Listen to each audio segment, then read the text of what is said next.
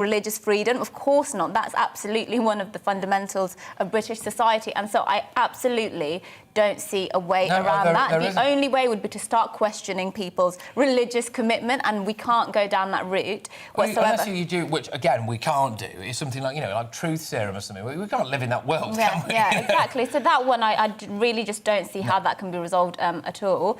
The other thing is, with what you say about activist lawyers and lawyers sort of, some would say, gaming the system, the law's the law, and that's why they're allowed to do that. And so, actually, I don't think that's a problem with the lawyers. Lawyers are there to defend you, no matter what you could be a mass murderer, and there will be a lawyer there to defend you and to try and, you know, uphold your rights. And so, for me, it's not the lawyers that are the problem. It's clearly our politicians and who have control of making the laws of this country. That's who I would blame. There is a situation ongoing, actually, and it involves a couple of the Rotherham child grooming gang, where there's actually an inquiry into the stringing out of the appeals process by the lawyers. So basically, essentially wasting the court's time, wasting taxpayers' money. And that's an issue, I think, where the lawyers, as long as the law's the law, that's fine. But if you're then on top of it taking the mick by stringing things out, stringing things out, delay. But again, I mean, appeals, every citizen who gets charged has the right to appeal. So again, it's one of these things where,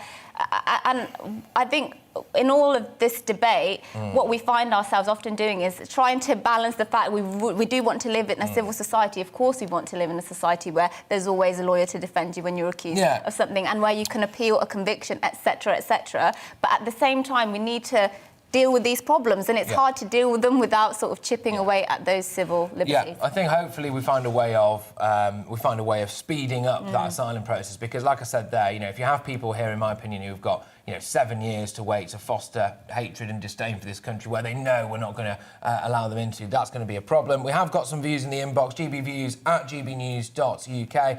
And this is from Jeff. Thank you very much. The governments have known for years that the asylum wasn't fit for purpose, but did nothing, and quite frankly, they will just say years later that they've done the right thing. Yes, OK, Jeff, fantastic. And yes, basically, a lot of people are saying as well that, as well as having terror attacks in our country from certain asylum seekers, or failed asylum seekers, I suppose is right to say, this is also having a big impact on our economy, and that's from David.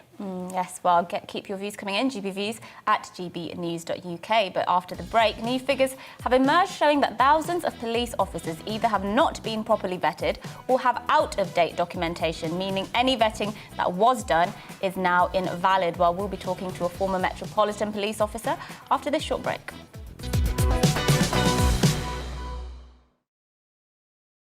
You're watching GB News live across the UK and the world on our digital stream. GB News is Britain's news channel. We are the UK's home of discussion and debate from all perspectives. We are here for you. Don't forget to join our YouTube community by clicking on that subscribe button. And if you want the GB News app, you can click and catch up on programmes anytime. We love to hear from you, so email us. gbviews@gbnews.uk. Thanks for being part of the GB News family. My name is Andrew Doyle. Join me every Sunday evening at 7 p.m. for Free Speech Nation. This is a show where we address current affairs and news stories of the week with the help of two wonderful comedian panellists. I brought in comics because I want to give it a lighter edge, and also they work for less. See you there.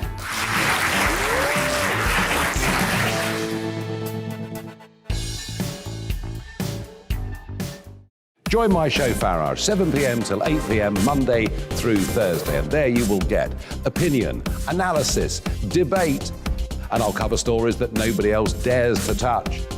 And then for the last 15 minutes, talking pints. We're over a drink. We have a civilised conversation with someone. We very often disagree, but we do it in a grown-up way. Come and join me on Farage.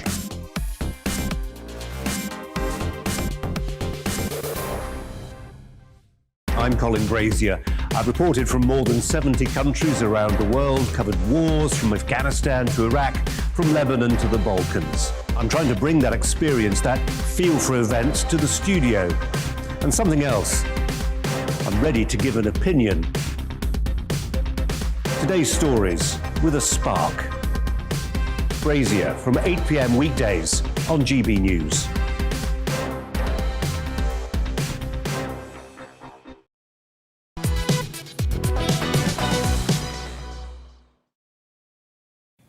Now, more than 1 in 4 police forces in England, Wales and Northern Ireland do not have properly vetted staff, according to information released in a Freedom of Information request. The report, compiled by the BBC, shows that over 2,500 long-serving officers and other staff are being allowed to work despite out-of-date documentation. Well, the murder of Sarah Everard by then-serving officer Wayne Couzens put police vetting very much in the spotlight, with urgent calls being made to reform the process. Well, we can talk now to former Metropolitan Police Officer Chris Hobbs, who joins us from West London, I believe.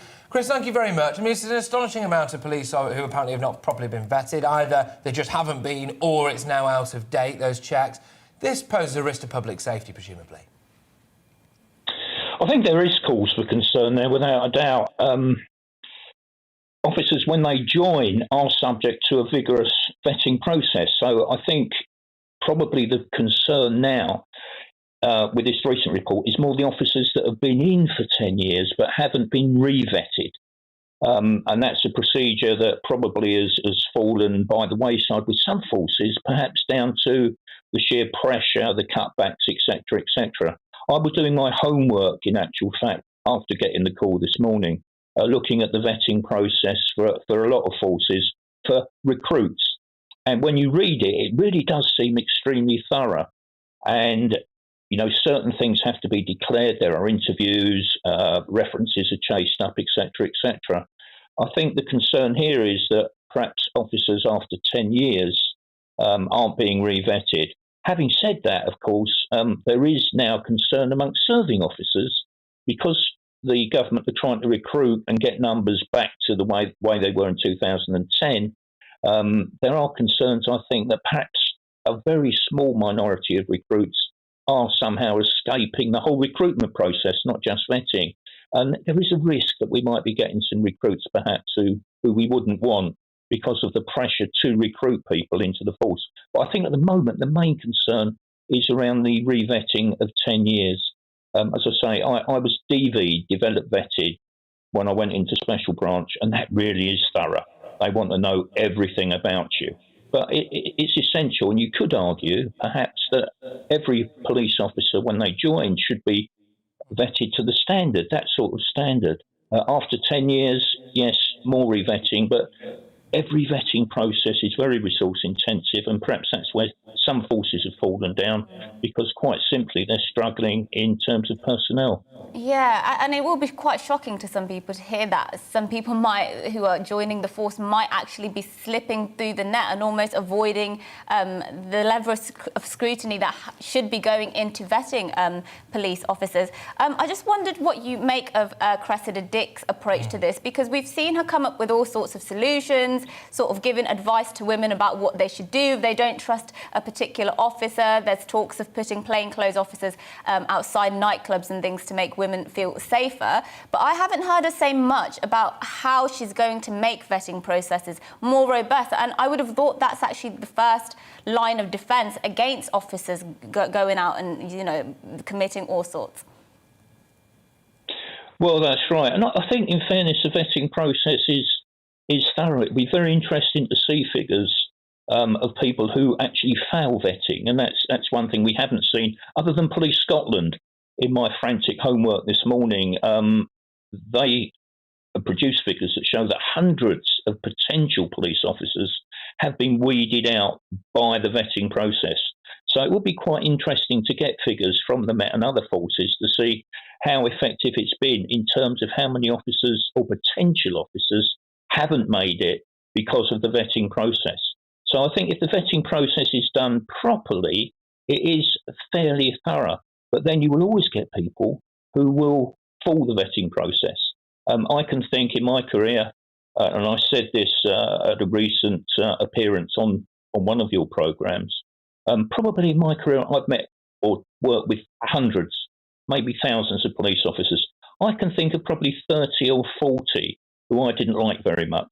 Perhaps there might be questions over their vetting. It could be various reasons. Perhaps, excuse me, they were prone to anger. Perhaps they were lazy. Perhaps they simply weren't very good at policing.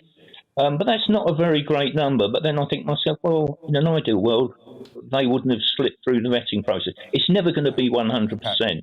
But yes, I think in terms of public confidence, we need to make it as thorough and robust as it possibly can be. And especially with the Met, of course, which has suffered a lot over the past few months. But let's remember, most police officers out there dealing with 2,000 emergency calls a day in London will deal with them well, will deal with them with compassion, with kindness, and how you would expect police officers to behave. Yes, OK, absolutely. But just when you mentioned something slipping through the net there, I just wanted to ask your questions. I mean, I understand that you've worked in relation to borders for quite a bit during your career as well, and that's an issue that's raising its head today. Priti Patel, for example, highlighted what she regarded as a merry-go-round of our asylum system, highlighting the idea that apparently some people claiming asylum can game the system if they decide they want to convert to Christianity. Also highlighting the fact that there's almost like a cottage industry of lawyers, potentially, who are essentially quite keen to make money at the expense of longing out, as it were, our asylum applications. What do you make of our current asylum process? Does it need root and branch reform? Yeah, I mean, I tended to be at the sharp end, working at airports in the UK and in Jamaica. And we did come across there in the course of our duties with immigration officers, asylum seekers. To be quite honest, when you meet a genuine asylum seeker, it hits you between the eyes. It's like a hammer blow. And I've met some that frankly have reduced me almost to tears. On the other hand, you also meet those asylum seekers and you look at them and you think, what a cheek. How dare you try and get into this country by really means that are almost laughable. The reasons they give for asylum are basically a joke. When you talk to Border Force officers, they will say that the whole borders system across airports and seaports, right the way through to the asylum process, is a complete and utter shambles. And it has been for many years. Their morale is on the floor, they're overworked, they don't get the support. They have very little confidence, as shown by staff surveys, in Home Office officials and government ministers. So the whole system really is in chaos. And the number of asylum applications that are pending, I think, as government figures show, are thousands and thousands. So this really needed to have been sorted out years and years ago, and it's just got worse and worse. And now compounded, of course, by the people coming across in their dinghies who aren't being sent back, and probably once they're here, they're pretty safe in the knowledge that the odds of them being sent back somewhere, be it to France or to their country of origin, are pretty remote. So yeah, we've got a system in chaos, and we certainly need to, as you rightly said earlier, to bear in mind that there are people who genuinely need our help, and that help needs to be given. Well, Chris Hobbs, thank you for joining us this morning to discuss that. Former Metropolitan Police officer with over 30 years of experience in the force. Yes, indeed. Well, we're just going to read out a statement now by Chief Constable Deborah Ted, who leads on vetting for the National Police Chiefs Council. And this says, it is the responsibility of each force to ensure that they have got the required levels as per guidance. And I do know that there are a small number of forces that do still have outstanding action plans that they need to work through. She added, the majority of officers do join the service to do the right thing and support members of the public. My general view is that vetting is robust. Well, just on that note, I'm going to delve into the world of my inbox now, gbviews@gbnews.uk, and this is from an individual who understandably would like to remain nameless, but claims to be a member of a police force in the north of England, saying that the issue of vetting has been a major issue for several years. They claims that they recently had a member of staff who actually was found after vetting later down the line. There was a member of an organised crime gang, and this was an issue for their force. Obviously, that person would like to remain nameless for obvious reasons. Now, lots of people, of course, jumping on what I spoke about earlier about our asylum process being quite broken. There's so much wrong with this country that needs reforming.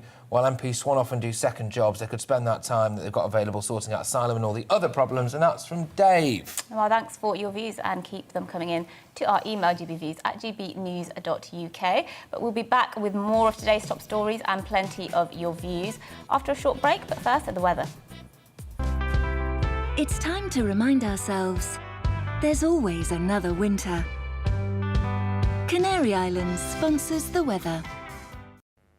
Good morning. Slightly fresher feel out there this morning, but for most it's a much brighter day with some sunshine around. So not completely dry. There will be some showers, particularly across western parts of Scotland. But high pressure is slowly edging in. Around it, though, the wind's coming in from the northwest, and that's why we're going to see some showers here, some across northwest England and North Wales to start the day, and for Northern Ireland too. But in this zone, they should fizzle out through the morning. We'll keep showers going, I suspect, across western Scotland. A bit of snow over the hills this morning too. But otherwise, it's mostly dry, and certainly across the south and the east, it's much brighter than recent days with some decent spells of sunshine.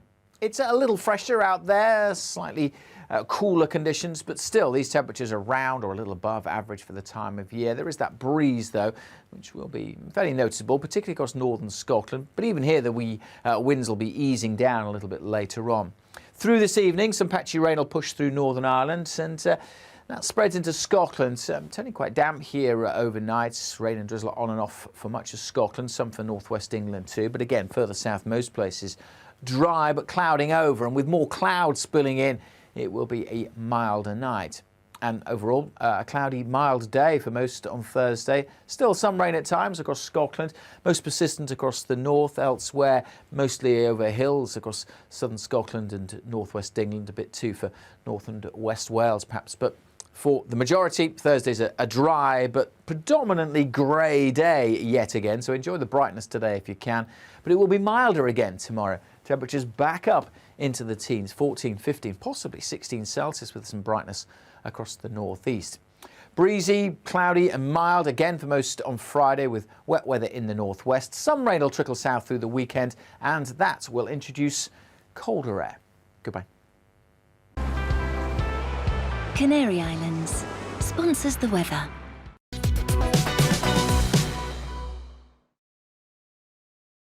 You're watching GB News live across the UK and the world on our digital stream. GB News is Britain's news channel. We are the UK's home of discussion and debate from all perspectives. We are here for you. Don't forget to join our YouTube community by clicking on that subscribe button.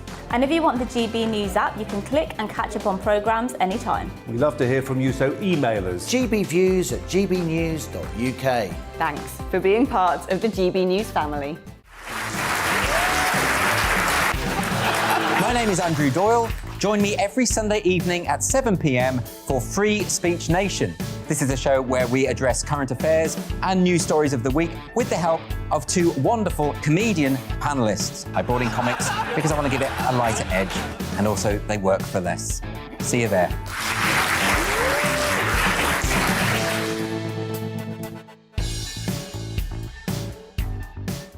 Join my show Farage, 7 p.m. till 8 p.m. Monday through Thursday. And there you will get opinion, analysis, debate, and I'll cover stories that nobody else dares to touch. And then for the last 15 minutes, talking pints. We're over a drink. We have a civilized conversation with someone. We very often disagree, but we do it in a grown-up way. Come and join me on Farage.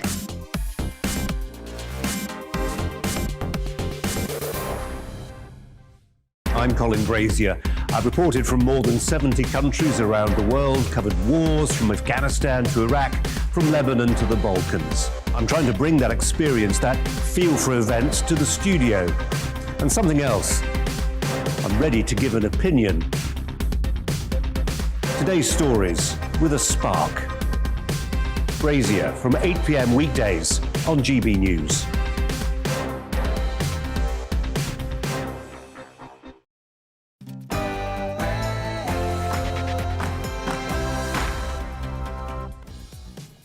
Good morning, you're watching To The Point on GB News with me, Patrick Christie's, and Mercy Maroki. We're here all the way through until midday, the show full of all of today's biggest topics. Yes, and keep getting in touch with us on our email, gbviews@gbnews.uk, and as usual, we'll be reading those out throughout the show. But first, let's give you the latest news.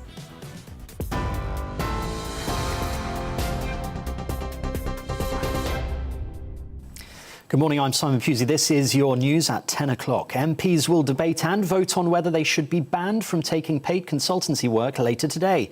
The Prime Minister says he supports the ban, but called for 2 alterations to the Code of Conduct. The first would put reasonable limits on MPs' outside work. The second would bar MPs from being paid to be a parliamentary strategist, advisor or consultant.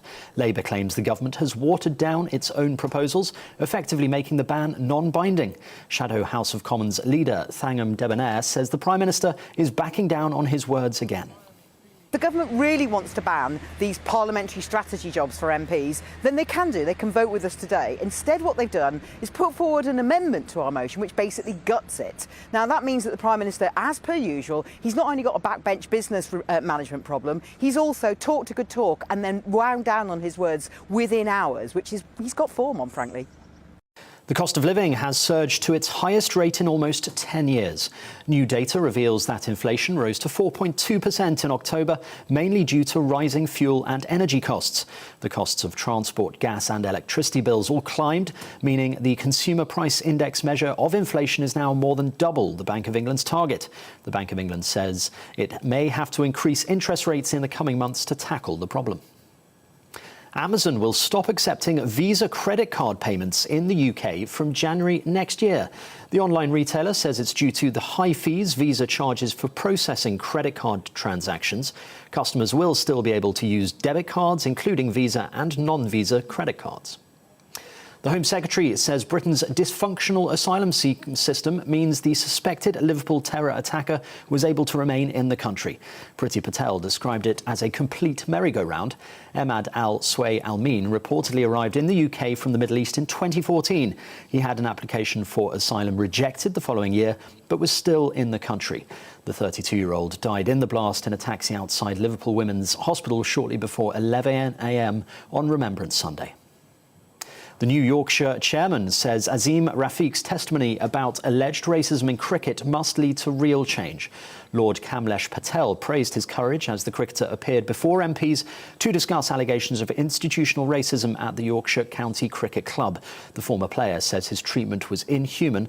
An earlier investigation by Yorkshire concluded Azim Rafiq was a victim of racial harassment and bullying, but no one was disciplined.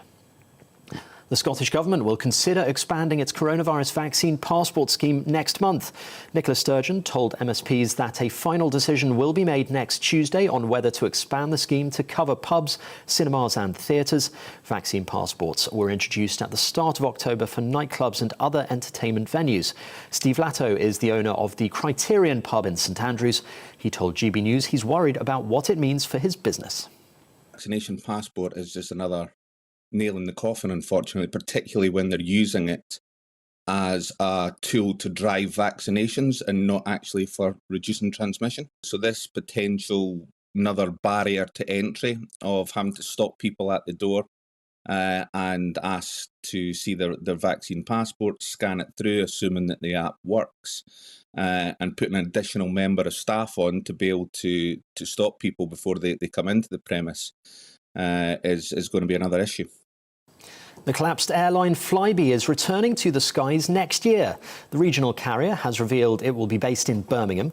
The company's chief executive says they are thrilled to be partnering with Birmingham Airport, which will give them access to over 150 worldwide destinations.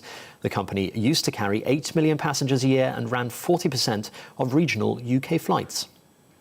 And the original cast of Harry Potter will reunite 20 years after the first film was released to recount their magical journeys. On the 1st of January 2022, Return to Hogwarts will see Harry, Hermione and Ron together again. The actors Daniel Radcliffe, Rupert Grint and Emma Watson will join American filmmaker Chris Columbus to discuss the films and explore their creation. Well, you are right up to date. I'll have the latest headlines for you in half an hour. Now it's back to The Point with Patrick and Mercy.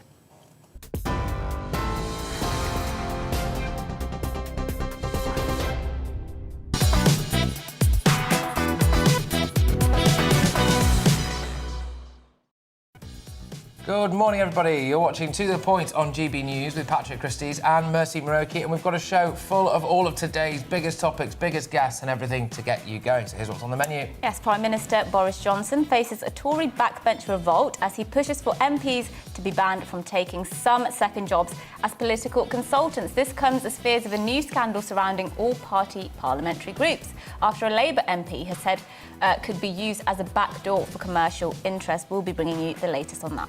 Now, in the Lords, questions have been raised about placing male sex offenders who identify as women in women's prisons. Lord Blencathra said imprisoning women shouldn't involve the threat of rape or violence from male offenders identifying as women. Yes, and 9 Insulate Britain activists are due to be sentenced after they admitted breaching High Court injunctions designed to prevent disruptive protests. We'll be live outside of the High Court with GB News Home and Security Editor Mark White. Yes, we will indeed. You reap what you said. We have all of that coming up and much, much more across the programme, and you can get in touch, as usual, gbviews at gbnews.uk. But first, Mercy gives her views on keeping level-headed in our attitudes towards foreign migration.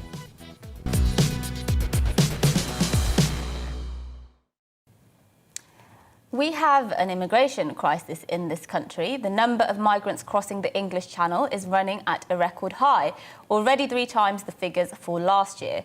Open borders and free movement have led to a decade of inaccurate and unreliable data on inflows of EU migrants. For instance, official government figures estimated there to be 3.5 million EU citizens living in the UK. But when the EU settlement scheme opened, 6 million EU migrants applied, revealing a 2.5 million black hole of hidden EU migrants. And whilst the exact number of illegal immigrants in the UK is not known for obvious reasons, recent studies estimate there could be anywhere between 600,000 and 1.2 million illegal immigrants in Britain today. And this morning, it's been reported in the national papers that Liverpool bomber Ahmad al-Swilmeen tried to game the system by converting to Christianity to avoid deportation. And the Home Office has said that these Christian conversions are standard practice among some Muslim asylum seekers. But whilst these are real and frustrating problems for the British people, I want us to remain level-headed about people who migrate to this country. Foreigner has over time become a dirty word, but the overwhelming majority of foreigners are good people who do everything by the book and who want to make an active contribution to British society. There are some lazy stereotypes, generalisations and falsehoods when it comes to foreigners, and in particular non-EU migrants. For example, there are things said about migrants using and abusing our benefit system or skipping the queue en masse, many of which are either misleading or patently untrue.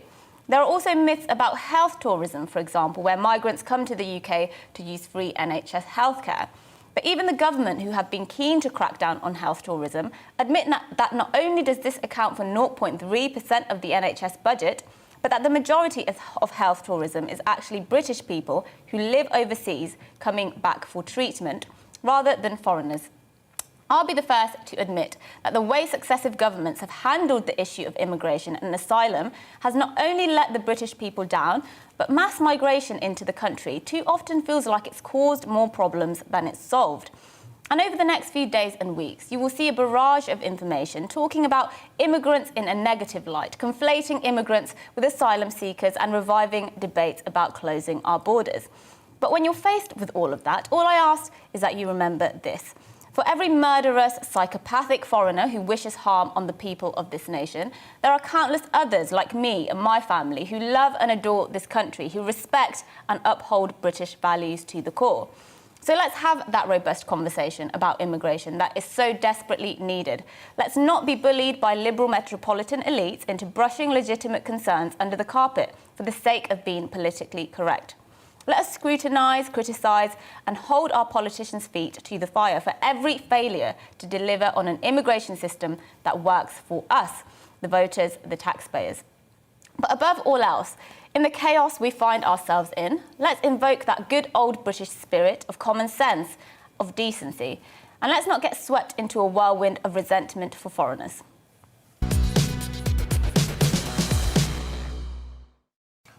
Do you think there is a whirlwind of resentment for foreigners?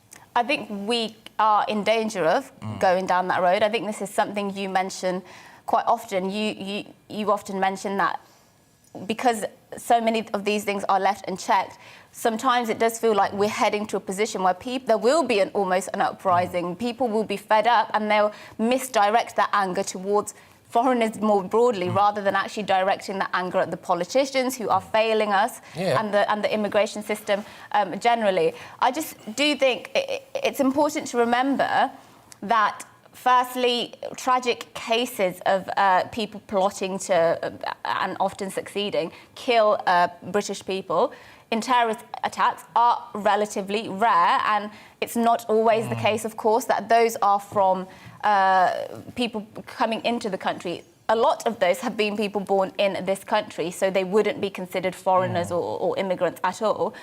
But I think it's important to keep level-headed and keep the nuances in this debate, because, of course, the newspapers and the social media will be full of sort of, vitriol, and a lot of it is legitimate concerns. I just don't want to see us going down a rabbit hole of generalising. And I think as well, at the end of the day, you made a good point there, which the buck stops with our government, not necessarily just the people involved. Now, it's a hard one, that, because everyone has to have an element of personal responsibility. I think really there's three things here that are going to lead, or could lead anyway, to the kind of situation that you're talking about, the kind of situation I allude to, which is basically massive social unrest based around race, right? I think grooming gangs, I think terror, and I think illegal immigration, basically. And I think those three things are all technically, really, under the control of our government. Now, you can argue, yes, people shouldn't do them. Of course they shouldn't do those things. But actually, if they're being allowed to, or they're certainly finding it very easy to, then we're going to have a massive problem here. And unless those things are stopped, we do always run the risk, I think, of there being a huge social expansion. Yeah, and I'm actually very scared and terrified of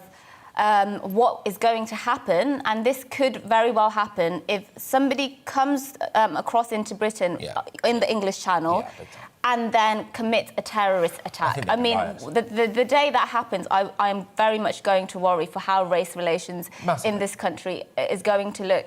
And what I'm saying is, look, let's keep level-headed, because that is a real prospect, and that's absolutely not the kind of country that any of us, I think, want to live in. That's filled with hate against sort of foreigners generally. Absolutely. I think we spoke about it yesterday. Let us know what you think. Obviously, GBViews at gbnews.uk. Loads of you have been getting in touch with us on this. We'll go to those views throughout the show. I think we're at a bit of a crossroads here as a nation. I think it might only take a couple more large grooming gang scandals. Let's be honest, the grooming gang scandals are happening. I think something like Mercy's alluded to there, someone coming across the channel committing a very serious crime over here, and actually I do worry about what the outpouring of that will be. I think we're on the brink a little bit. But anyway, moving away from that now, Prime Minister Boris Johnson appears to be caving into Labour's pressure to ban ministers from working as paid advisers, setting out a plan to do just that ahead of a Commons debate on the issue later today. Yes, it follows weeks of political pressure amid a row over former Tory MP Owen Paterson, who broke ministerial lobbying rules. The Prime Minister said his ban would stop MPs from exploiting their positions. Well, now let's speak to Henry Hill, news editor at Conservative Home, which supports but is independent of the Conservative Party, and Sam Ashworth-Hayes, Director of Studies at the Henry Jackson Society, a foreign policy and national security think tank. Thank you very much. Well, we'll start with you, Sam, I think, on this particular issue. Is Boris Johnson just caving in? He's certainly responding to a degree of public and political pressure, but I think, the idea that MPs perhaps should not hold certain jobs as consultants is not in itself an absolutely appalling one. But we do want to be careful that we don't make the job an even worse one for candidates to take, which again is why this sort of thing should be accompanied with a significant pay increase. And Henry, what do you make of what's happening at the moment? Because it does seem that the Labour Party has taken, obviously, a much stauncher position in terms of second jobs. I think Keir Starmer saying that the norm should be MPs shouldn't have second jobs, and there'll be a few exceptions. But the Conservatives seem to be taking a more lenient approach. Yeah, I think the first thing to note is it's obviously much easier for Labour to be anti-second jobs because they're out of power and, have been out of power for quite a long time. So there's just less demand for Labour MPs to be doing other things. So this is a really easy hit for the opposition to land. But yeah, I also think that it does reflect to an extent different conceptions of how the role of an MP should be. For a lot of Conservative MPs, if you set aside lobbying, and I think lobbying is a separate question, there should be restrictions on that. It's just much more normal for Conservative MPs to either still have links to old businesses or perhaps be in the professions and want to maintain their accreditation. Whereas, given the way that Labour often regulate things, it makes more sense that they want being an MP to be a full-time job. So this is the problem for Boris Johnson. Lots of his MPs know that they're not going to end up in government, and they earn quite a lot of money doing other things. And if he tries to crack down on this, then his already quite mutinous backbenchers are going to get even more difficult to control.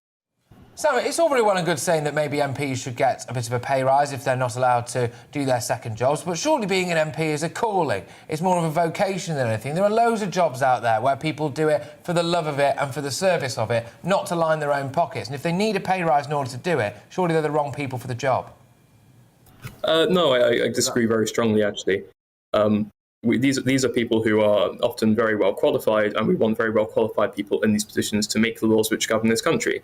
The idea that you should be doing it purely for the love of it is a system which would end up selecting for either the very wealthy or those who are so strongly politically motivated that perhaps they wouldn't be particularly reasonable in governance. So clearly, we should be paying it commensurate with the importance it holds, which means it should be a very well-paid role. What we don't want to do is get ourselves in a position where we make the role very unattractive to highly talented people who have good outside options, and basically fill it with sort of quite mediocre people who would be willing to put up with the conditions in exchange for a pay rise in their current work. And Henry, what do you make of that in terms of paying MPs more so they don't feel the need to actually go out and get second jobs? Well, I think that if you do, I agree with Sam. I mean, I personally do defend, even in principle, the idea of MPs having second jobs, provided there are proper rules in place to prevent conflict and lobbying, which we did sort of already have before Boris Johnson decided to try and overrule them. But no, I agree with Sam. The fact of the matter is, yes, in £80,000 or however much they earn is a lot of money on paper, but it's not a lot of money compared to what the peers of a lot of these people will be earning in law, in commercial banking, and in some of the other professions. And on top of that, being an MP is often a very miserable job. It destroys marriages. You end up having to sit late. I mean, only one day a week. If you live somewhere else in another part of the country, you're stuck in London. You're subject to all of this often quite vituperative public scrutiny. This drives out good people. So yeah, if you want to restrict secondary earnings and you want to make sure that we end up with some good people in politics, you will have to pay them a lot more money. It's what other countries do. And if we're not prepared to do the same, then the quality of the House of Commons will only continue to decline. OK, well, I mean, I suppose, an argument that is an individual like Nigel Farage, who left a very, very, very wealthy industry, as it were, to go into politics. And I'm sure that there's a lot of friends of Nigel who have, retired with several tens of millions in the bank or whatever, and Nigel's actually got the passion for politics, hasn't he? Whether or not people agree or disagree with his political views, he's made that particular move for himself, and, there are people out there like that. It shouldn't all be about what your mates in the city are earning, but is there an argument to maybe reduce the size of an MP's constituency, so maybe keep their pay the same, reduce, Sam, I'll go to you with this one, reduce the size of their constituency, and then maybe actually, they have a little bit of a lesser MP's job to do, as it were, and they can do some more stuff on the side? I don't think more MPs is a solution we want here. And I don't think Nigel Farage, correct me if I'm wrong, I don't think he's ever been an MP. He was an MEP, which is a slightly different role, obviously a different pay packet. I can't hear you.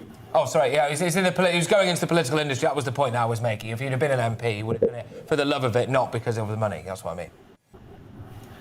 Right. No, I think the idea of having more MPs with a small constituency, yes, for some MPs, a major part of their role is casework, and this tends to be more the case with Labour MPs and Conservative MPs who tend to work in, slightly nicer constituencies with slightly fewer social problems. But it's not a strictly linear function between the size of your constituency and the amount of work you have to do. And obviously, as Henry points out, they spend a lot of time in Parliament sitting and, legislating, and that's fundamentally going to be a really large part of their role and going to be a very, frankly, the more hours they can put into that than into casework, the better we are as a country. So I'm not sure that would be a fix, no. And Henry, let's just finish with sort of trying to see where this might actually end up, how this will end up.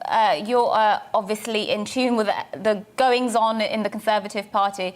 Do you think MPs will back Boris Johnson in whatever he's attempting to do? Or what's your feeling about how the backbenchers in the party are feeling on this issue? my hunch is that they will almost certainly get Boris to water the proposal down. I think that the problem is that, one, as I said earlier, a lot of these people recognise that there's, if they're in the 2010 intake, for example, that they're probably not going to get a ministerial career, and they voted loyally with the whip, and the idea that they're now going to be put out of pocket by tens of thousands of pounds is obviously very upsetting. But I think it's also the fact that Boris Johnson, of all people, simply does not have the moral authority to lecture MPs on this question. He keeps doing outside earnings. He keeps doing books and all sorts of things, and therefore a lot of normal backbench MPs are like, hold on a minute. If it's all right for the Prime Minister to keep doing this, then why on earth is he going to stop me doing it because he screwed up? So no, I think the fact he has 3 years to go theoretically until the next general election. If he wants to get anything through and retain any kind of control over the Parliamentary Conservative Party, he's going to have to find some kind of solution which deals with the most egregious abuses, deals with actual lobbying, but allows Conservative MPs to keep going out and making money on the side, because that's what they already do. Good stuff. Well, thank you very much, both of you. It's a really insightful discussion. Henry Hill there, news editor at Conservative Home, which supports but is crucially independent of the Conservative Party, and Sam Ashworth-Hayes, director of studies at the Henry Jackson Society. So, yes, well, where do you guys stand on this at home, ladies and gents? GBViews at GBnews.uk. Do you think that MPs should be entitled to have second jobs? Do you think that we should pay them more? Are you concerned at the moment about what's going to happen? Do you feel like the reputation of this government and indeed politicians at large has been damaged by sleaze? Yeah, I think it's interesting what he said there about Boris Johnson sort of lacking the moral authority when it comes to... I mean, some would say, he lacks the moral authority on so many, and the Conservative Party, members of the government lack the moral authority on so many issues. But let us know what you think. GBViews at gbnews.uk. But now, after the break, as the police crime sentencing and courts bill is debated in the Lords, the conversation has turned to trans prisoners. We'll be talking to feminist activist Posey Parker about this issue. But first, the weather. It's time to remind ourselves there's always another winter. Canary Islands sponsors the weather. Good morning. Slightly fresher feel out there this morning, but for most it's a much brighter day with some sunshine around. So not completely dry. There will be some showers, particularly across western parts of Scotland, but high pressure is slowly edging in. Around it, though, the winds coming in from the northwest, and that's why we're going to see some showers here, some across northwest England and North Wales to start the day, and for Northern Ireland too. But in this zone, they should fizzle out through the morning. We'll keep showers going, I suspect, across western Scotland. A bit of snow over the hills this morning too, but otherwise it's mostly dry, and certainly across the south and the east it's much brighter than recent days with some decent spells of sunshine. It's a little fresher out there, slightly cooler conditions, but still these temperatures are around or a little above average for the time of year. There is that breeze, though, which will be fairly noticeable, particularly across northern Scotland. But even here, the winds will be easing down a little bit later on. Through this evening, some patchy rain will push through Northern Ireland, and that spreads into Scotland. Turning quite damp here overnight. Rain and drizzle on and off for much of Scotland, some for northwest England too. But again, further south, most places dry but clouding over. And with more clouds spilling in, it will be a milder night. And overall, a cloudy, mild day for most on Thursday. Still some rain at times across Scotland, most persistent across the north. Elsewhere, mostly over hills across southern Scotland and northwest England. A bit too for north and west Wales, perhaps. But for the majority, Thursday's a dry but predominantly grey day yet again. So enjoy the brightness today if you can. But it will be milder again tomorrow. Temperatures back up into the teens, 14, 15, possibly 16 Celsius with some brightness across the northeast. Breezy, cloudy and mild again for most on Friday with wet weather in the northwest. Some rain will trickle south through the weekend, and that will introduce colder air. Goodbye. Canary Islands sponsors the weather.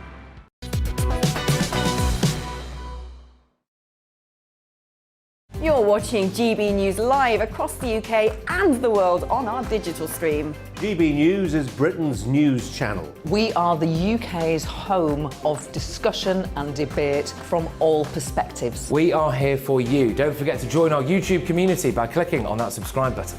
And if you want the GB News app, you can click and catch up on programmes anytime. We love to hear from you, so email us. GBviews at gbnews.uk. Thanks for being part of the GB News family. My name is Andrew Doyle. Join me every Sunday evening at 7 p.m. for Free Speech Nation. This is a show where we address current affairs and news stories of the week with the help of two wonderful comedian panellists. I brought in comics because I want to give it a lighter edge, and also they work for less. See you there.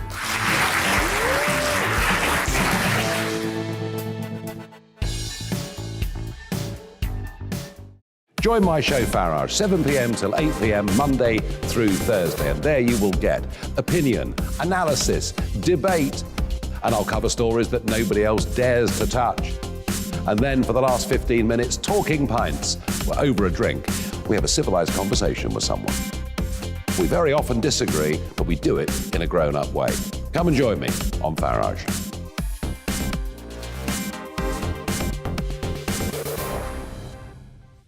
I'm Colin Brazier.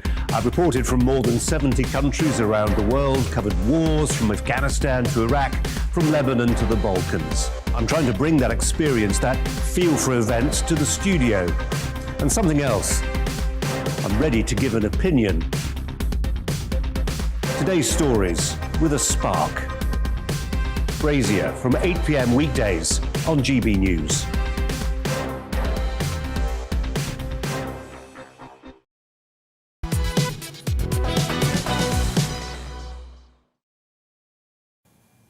Now, as the Lords continue to scrutinise the police crime sentencing and courts bill, the agenda has set on trans prisoners, specifically male sex offenders identifying as women and being housed with women, while former Conservative Home Office Minister Lord Blencathra said whilst he believes that women should be punished if they commit a crime, that punishment should not entail the threat of rape or violence from men identifying as women. Absolutely. Well, the Crown Prosecution Service's data states that 436 women were convicted of rape between 2012 and 2018.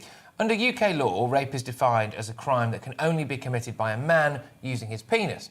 That means 436 male rapists have been recorded as female because they say they feel that they have a female gender identity. Last year, statistics from the Ministry of Justice showed that trans prisoners were 5 times more likely to commit a sex attack in a women's jail. Yes, while Kelly J. Keane is a feminist activist who has been campaigning for the protection of sex-based rights for several years.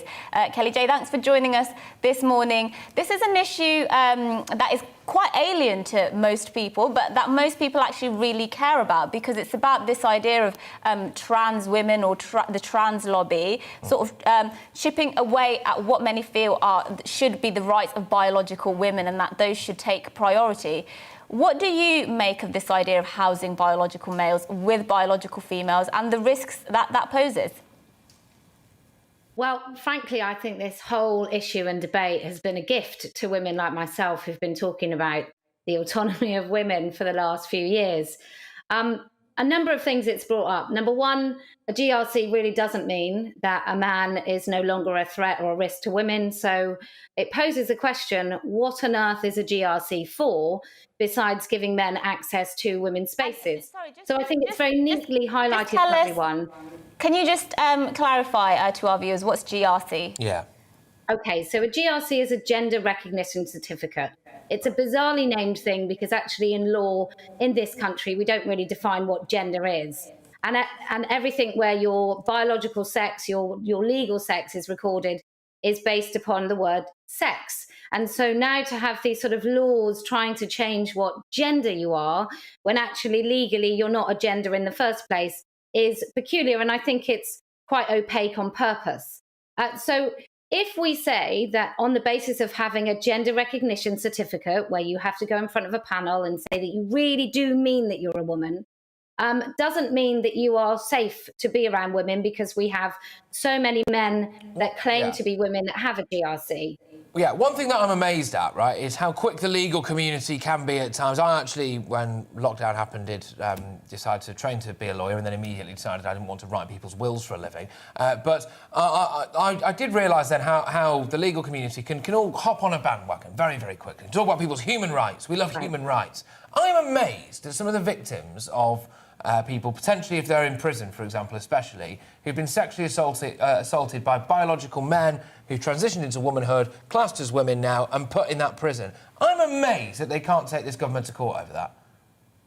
Can they? Well, you'd hope. Well, I'm assuming they can. I think there's loads of things cropping up at the moment where I'm surprised that there isn't a groundswell of people suing the government. There was a woman recently, just to highlight how little women mean to this government and to certainly women in prison. A woman gave birth on her own and lost her baby in a prison.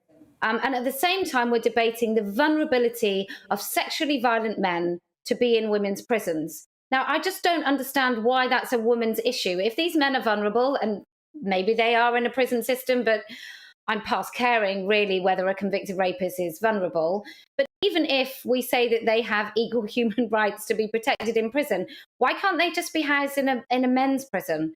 What on earth is the Equality Act 2010 for if we can't have a single sex exemption, which means women can go to a women's prison and not actually have to be housed with men, not have to shower with convicted rapists? What is the point of the 2010 Equality Act single sex exemptions? And I hazard a guess that you get a lot of criticism and abuse, I'm sure, from many in the LGBTQ plus lobby, in the trans lobby.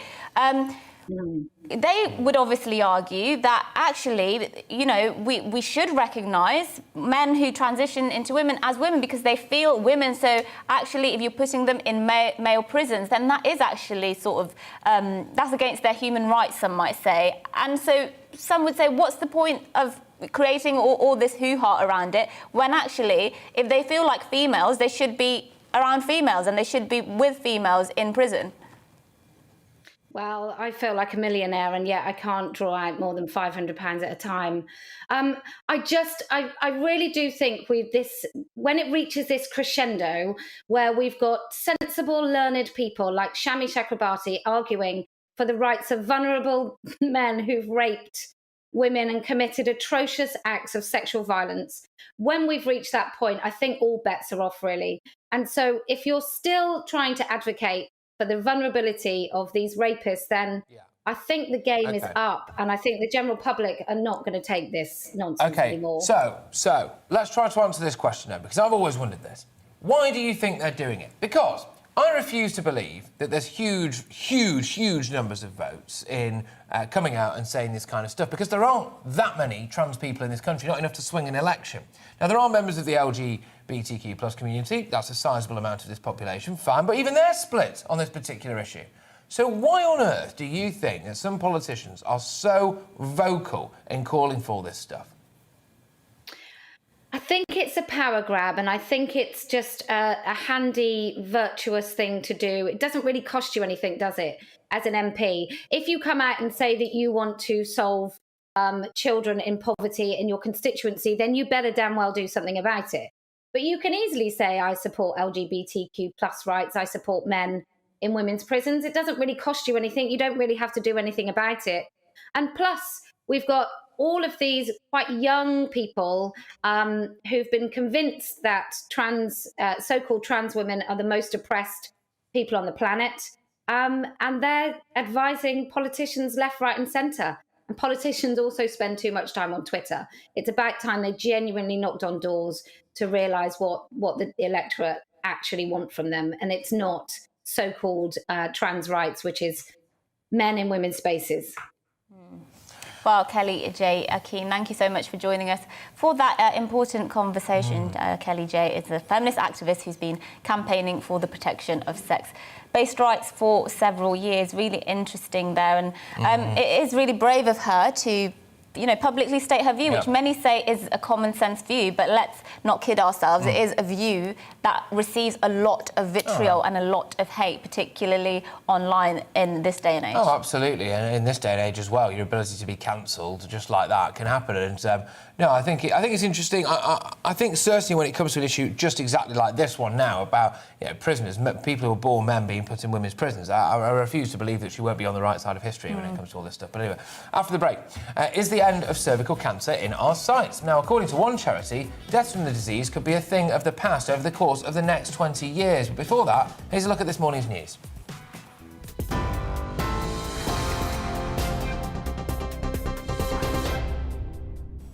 Thanks, guys. Yes, I am Simon Pusey. Here are your latest headlines. The Home Secretary says Britain's dysfunctional asylum system meant the Liverpool terrorist bomber was able to remain in the country even after his application was rejected. Police have confirmed Emad al-Sway al-Min was born in Iraq. A post-mortem revealed he died from injuries as a result of fire and explosion. MPs will debate and vote on whether they should be banned from taking paid consultancy work later today. The Prime Minister says he supports the ban, but has called for 2 alterations to the MPs' Code of Conduct. The first would put reasonable limits on MPs' outside work. The second would bar MPs from being paid to be a parliamentary strategist, advisor or consultant. Labour claims the government has watered down its own proposals, effectively making the ban non-binding. The cost of living has surged to its highest rate in almost 10 years, with rises in transport, gas and electricity bills. New data reveals the inflation rose to 4.2% in October, mainly due to rising fuel and energy costs. Amazon will stop accepting Visa credit card payments in the UK from January next year. The online retailer says it's due to the high fees Visa charges for processing credit card transactions.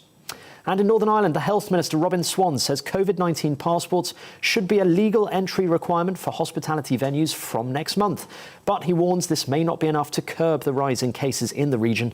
A COVID-19 modelling paper from the Department of Health found positive cases have risen by 23% in just a week. Well, that's it from me. I'll have more of today's main stories for you at the top of the hour.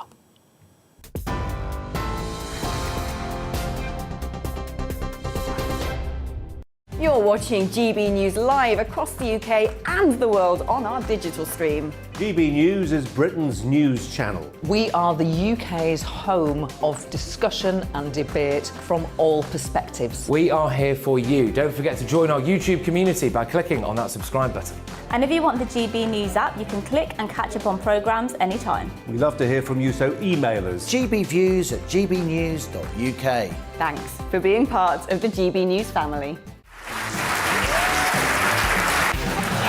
My name is Andrew Doyle. Join me every Sunday evening at 7 p.m. for Free Speech Nation.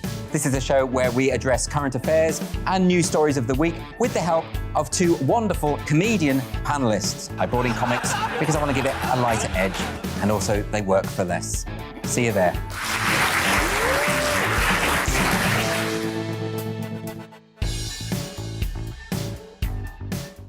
Join my show Farage, 7 p.m. till 8 p.m. Monday through Thursday. And there you will get opinion, analysis, debate, and I'll cover stories that nobody else dares to touch. And then for the last 15 minutes, talking pints. We're over a drink. We have a civilized conversation with someone. We very often disagree, but we do it in a grown-up way. Come and join me on Farage.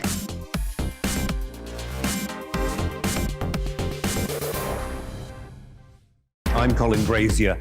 I've reported from more than 70 countries around the world, covered wars from Afghanistan to Iraq, from Lebanon to the Balkans. I'm trying to bring that experience, that feel for events, to the studio. And something else, I'm ready to give an opinion. Today's stories with a spark. Brazier from 8 p.m. weekdays on GB News.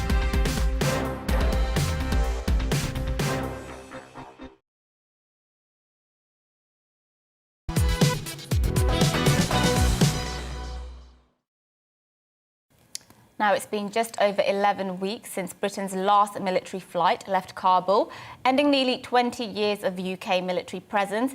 In Afghanistan, troops evacuated more than 15,000 people in the 2 weeks since the Taliban took control of Afghanistan. And these refugees have since been housed by councils across Britain under the Afghan Citizens Resettlement Scheme, which will give up to 20,000 further people at risk a new life in the UK. Yes, but despite the government's efforts, Afghans who helped foreign armies, such as ours, for example, are still stuck in the country and live in fear of death and retribution at the hands of the Taliban. Indeed, undoubtedly, many of them will already have suffered that. Well, our Yorkshire reporter, Anna Riley, spoke to one such man who is still stuck in Kabul with his family. And Anna joins us live now. Thank you very much, Anna. Can you just give us a flavour of the scale of this problem, please? Good morning, Patrick and Mercy. Yes, it's been just over 3 months since the Taliban took over rule of Afghanistan on August the 15th. It was at the end of August that British troops and American troops withdrew. And after that happened, life has changed considerably for people living in Afghanistan. We've seen women's rights being eroded, we've seen people being flogged on the streets, we've seen a rise in poverty, and there's even fears that Afghanistan could once again be used as a training ground for terrorism. And as you've mentioned, under the scheme, councils have taken in refugees across the UK. Around a third of councils have done that. In Yorkshire and the Humber, all 15 councils have accepted rehoming Afghanistan refugees, including Hull City Council behind me. Now, under Operation Pitting, the UK forces, they evacuated as many people as they could. But sadly, people are still left stranded in the country. I spoke to one man in particular. We've had to keep him anonymous to protect his safety and his family's safety, but he worked with foreign allies as a radio engineer. He was intercepting communications from Taliban that fed some vital information to our forces. But still, he's trapped. He's moving from safe house to safe house, living in fear every day that his life will be taken by the Taliban. And this is what he had to say to me. It's very painful. And someone who is very desperate, helpless, and not aware of their future, yeah, this is how it feels. And we were not expecting this situation, so we face a black swan. So I can't put the appropriate words to show how I feel, but because I'm going in a very bad situation and traumatic situation. I want to address those who cares for humanity, those who can do something for Afghans, at-risk Afghans. Nowadays they're evacuating footballers, and they're evacuating athletes. So I'm not saying to not evacuate footballers and athletes. So everyone should have a safe place, but no one is going to gun down an athlete, and no one is going to gun down a footballer for being a footballist. But when we have worked with shoulder to shoulder with our allies, with the international troops, we do have the right to be evacuated, and we do have the right to be in a safe place and to continue our simple living. So my message is to everyone who cares, and so if they can do something, so this is the time. And sooner it will be very late, and many people will be sacrificed, and many people will be get hunted by Taliban. So awful and so scary what that man and his family are going through, and many others like him who have helped foreign forces that are still trapped in Afghanistan. And that man also raising the point that he feels the priorities a little bit skewed as to who is being evacuated. Now, under the evacuations, in assistance to those, in addition, to those who were evacuated under Operation Pitting, the government also have launched the Afghan Citizens Resettlement Scheme, which will give up to 20,000 further people at risk a new life in the UK. And the government gave us a statement on this. They said, "We undertook the UK's biggest and fastest emergency evacuation in recent history, helping over 15,000 people to safety from Afghanistan. The Afghan Citizens Resettlement Scheme is one of the most generous schemes in our country's history, which will give up to 20,000 further people at risk a new life in the UK. We continue to do all we can to enable British nationals and eligible Afghans to leave the country." That was the full statement there from the government. But as yet, this scheme is currently not open, and to date, the government have received over 230,000 emails from people stuck in Afghanistan and begging for help. Only time will tell as to when the scheme will open and if these people can be rescued.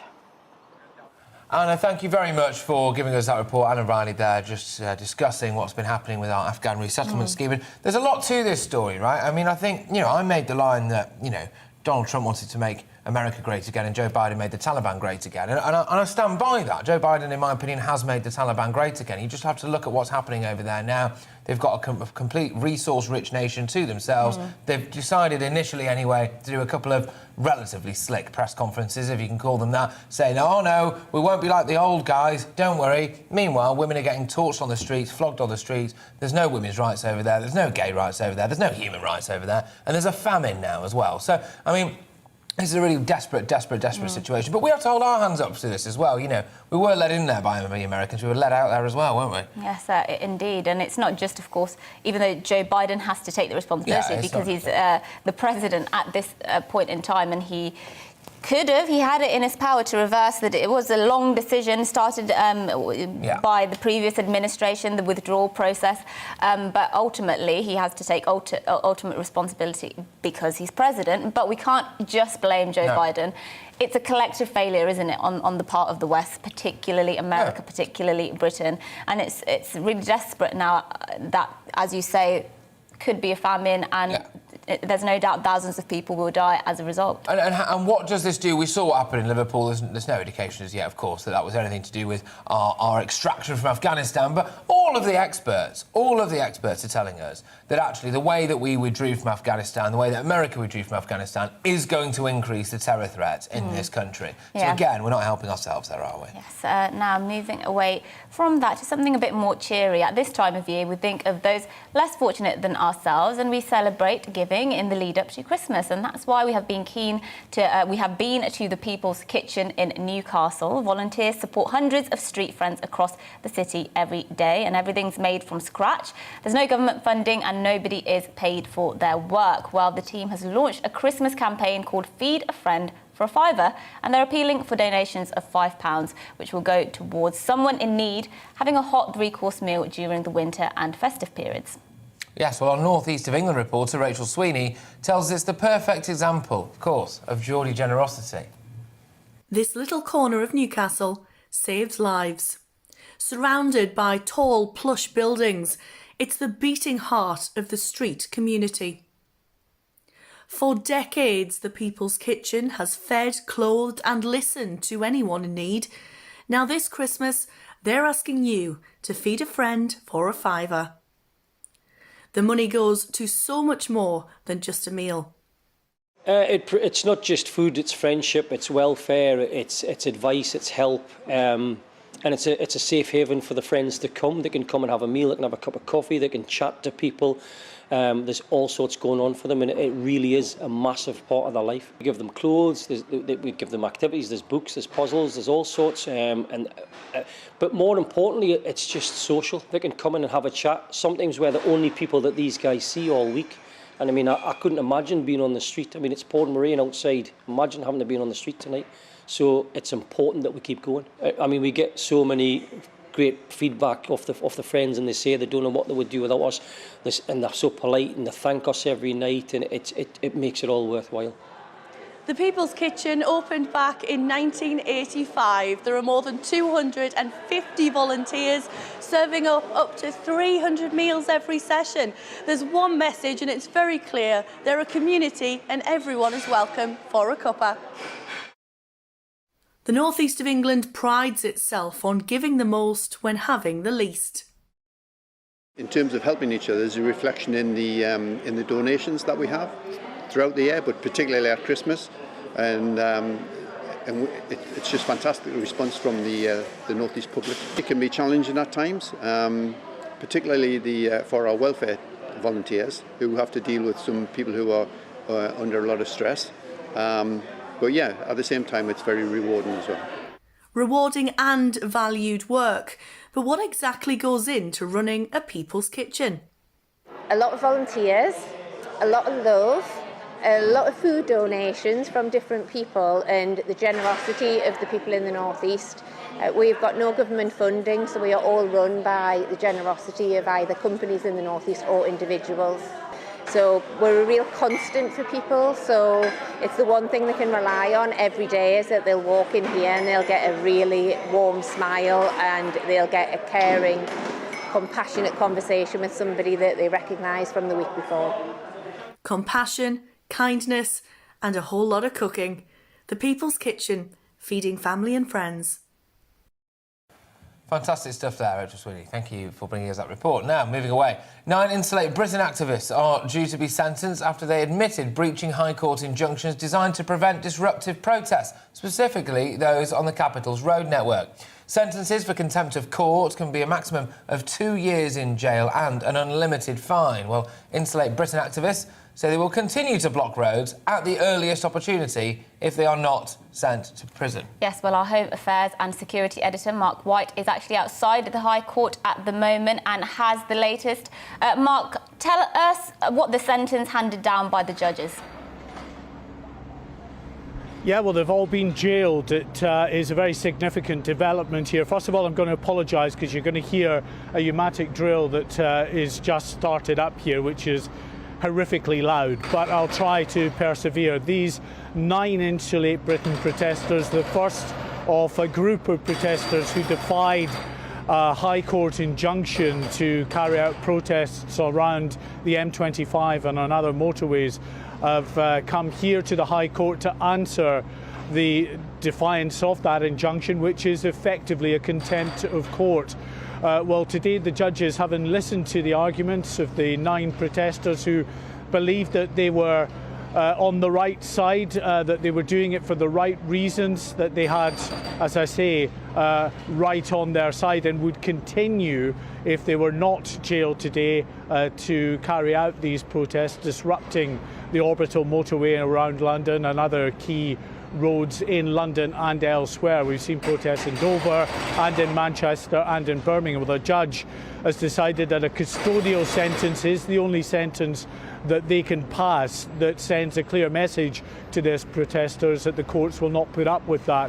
So the 9 protesters, most of them jailed for between 3 and 4 months. One of the protesters, described as having taken a more leading role in the protests, has been jailed for 6 months. So a very significant development. I think a lot of people felt that even though they were in contempt of court, which the courts often take very seriously, of course, that coming here they would not be jailed. They would potentially be fined, let off with a warning that if they do it again they will be jailed next time. But the judges said that while they had, of course, a right to protest, that's got to be balanced against the public's right to be able to go about their daily business. And also there were the aggravating factors, the risk factors in carrying out such protests, such as a risk to the public. There was significant disruption when this group of 9 were in defiance of the protests and carried out their protests on the 9th of October.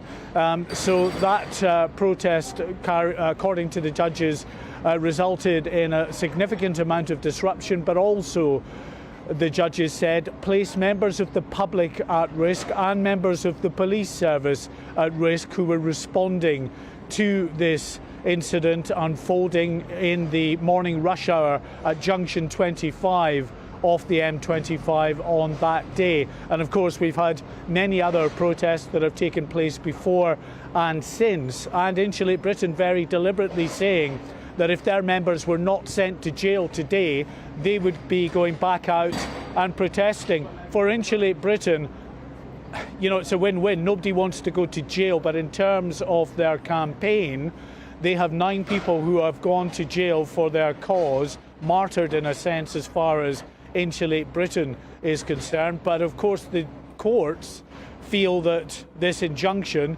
has to be taken very seriously, and a contempt of court with the aggravating factors left them with no choice but to impose this custodial sentence. Yes, absolutely. Now, Mark, I was reading with some trepidation, actually, a report in the press yesterday about one member of this gang who was saying, I'm terrified of going to prison, I'm terrified of going to jail. You were actually, obviously, in the courtroom when the sentencing was handed down. What were the looks on their faces like? Well, they were quite defiant. They were shouting out at times, actually, during this sentencing process. And then at the end, when sentence was passed, they broke into song, a little chant about how they were not afraid, that they stood together for a better world. There are many more than just the 9 involved in these protests, of course, and they are defiant. They are determined that they are going to continue to carry out these protests. We are expecting groups of Insulate Britain to come out of court in the coming minutes and to make a statement, the colleagues of those 9 jailed today. OK. All right, Mark, thank you very much. Obviously, we'll be throwing back as and when that happens, I imagine. Mark White, thank you so much for bringing us that report. Now, keep all your thoughts coming into us on email at gbviews@gbnews.uk. We will, of course, be back with more of today's top stories and plenty of your views after the break, so don't go anywhere. It's time to remind ourselves there's always another winter. Canary Islands sponsors the weather. Good morning. Slightly fresher feel out there this morning, but for most it's a much brighter day with some sunshine around. So not completely dry. There will be some showers, particularly across western parts of Scotland, but high pressure is slowly edging in. Around it, though, the winds coming in from the northwest, and that's why we're going to see some showers here, some across northwest England and North Wales to start the day, and for Northern Ireland too. But in this zone, they should fizzle out through the morning. We'll keep showers going, I suspect, across western Scotland. A bit of snow over the hills this morning too, but otherwise it's mostly dry, and certainly across the south and the east it's much brighter than recent days with some decent spells of sunshine. It's a little fresher out there, slightly cooler conditions, but still these temperatures are around or a little above average for the time of year. There is that breeze, though, which will be fairly noticeable, particularly across northern Scotland. But even here, the winds will be easing down a little bit later on. Through this evening, some patchy rain will push through Northern Ireland, and that spreads into Scotland. Turning quite damp here overnight. Rain and drizzle on and off for much of Scotland, some for northwest England too. But again, further south, most places dry but clouding over. And with more clouds spilling in, it will be a milder night. And overall, a cloudy, mild day for most on Thursday. Still some rain at times across Scotland, most persistent across the north. Elsewhere, mostly over hills across southern Scotland and northwest England. A bit too for north and west Wales, perhaps. But for the majority, Thursday's a dry but predominantly grey day yet again, so enjoy the brightness today if you can. But it will be milder again tomorrow. Temperatures back up into the teens, 14, 15, possibly 16 Celsius with some brightness across the northeast. Breezy, cloudy and mild again for most on Friday with wet weather in the northwest. Some rain will trickle south through the weekend, and that will introduce colder air. Goodbye. Canary Islands sponsors the weather.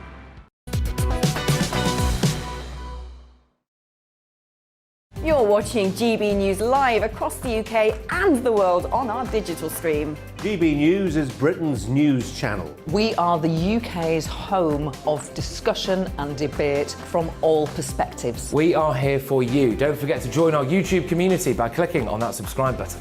And if you want the GB News app, you can click and catch up on programmes anytime. We love to hear from you, so email us. gbviews@gbnews.uk. Thanks for being part of the GB News family.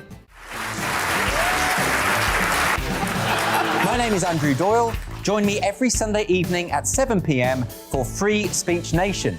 This is a show where we address current affairs and news stories of the week with the help of 2 wonderful comedian panellists. I brought in comics because I want to give it a lighter edge, and also they work for less.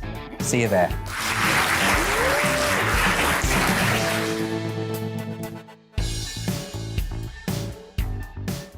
Join my show Farage, 7 p.m. till 8 p.m. Monday through Thursday, and there you will get opinion, analysis, debate, and I'll cover stories that nobody else dares to touch.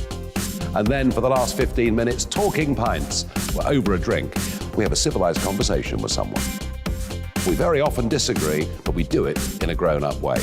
Come and join me on Farage.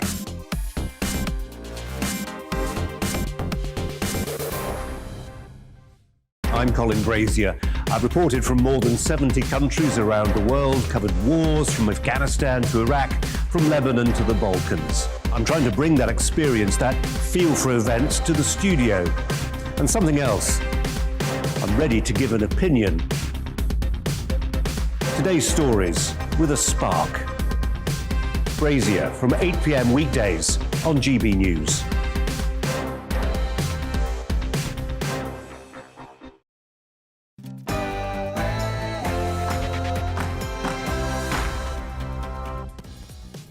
Good morning, everybody. You're watching To The Point on GB News with me, Patrick Christys, and Mercy Muroki. We're here all the way through for another hour for you with all of the biggest discussion topics and the best guests as well. Yes, make sure you get in touch as usual with your views, GB Views at gbnews.uk, and we'll be reading those out throughout the show as usual. But first, let's give you the latest news.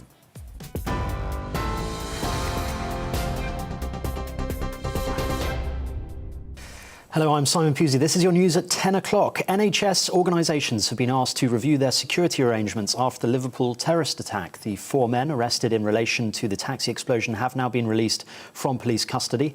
The bombing suspect who died in Sunday's car blast has been named as 32-year-old Emad El Swell Almin. The driver, David Perry, survived the incident and has been discharged from hospital. The terrorism threat level in the UK has been increased to severe, meaning an attack is highly likely.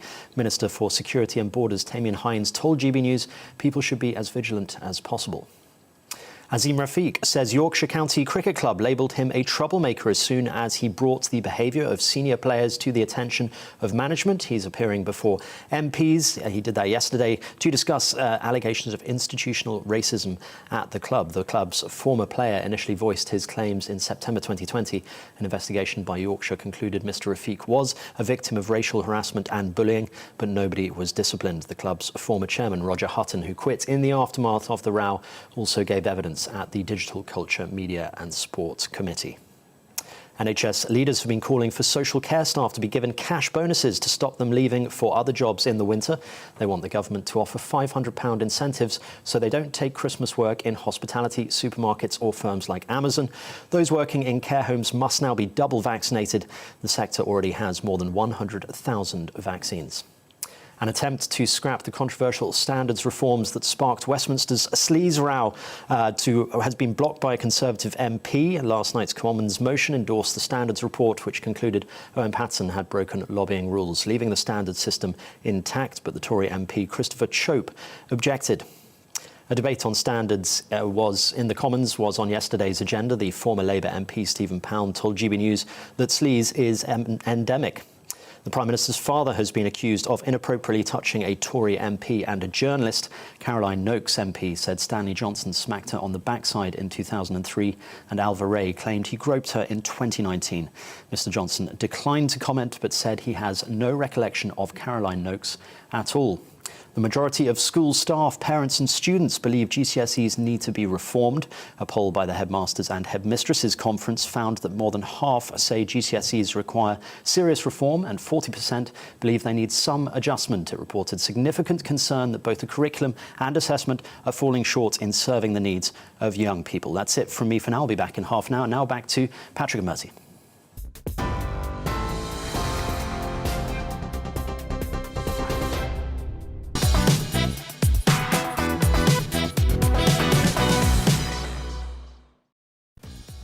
Good morning, you're watching To The Point on GB News with me, Mercy Muroki and Patrick Christys. We've got an hour full of all of today's big stories and lots of discussion on the issues you're talking about. So here's what's on the menu. Well, after cricketer Azim Rafiq's emotional testimony to MPs yesterday, in which he accused cricket of being institutionally racist, we'll be discussing racism in cricket and reacting to Rafiq's damning comments with the sports writer and broadcaster Mihir Bose. Yes, and the eastern leg of HS2 that was due to go from Birmingham to Leeds is expected to be scrapped by the government. Tomorrow we'll be talking to a city councillor in Leeds about what this means for the future of the project and the levelling up agenda. Yes, and we'll be asking whether or not you actually care as well. GB Views at gbnews.uk. Anyway, actor Eddie Marsan has called for university quotas for white working-class pupils and for more grammar schools to open. Of course, we'll be getting stuck right into that later on. Yes, that's all coming up over the next hour. And get in touch with your views, as usual, gbviews at gbnews.uk. But first, Patrick gives his views on boycotting the Qatar World Cup.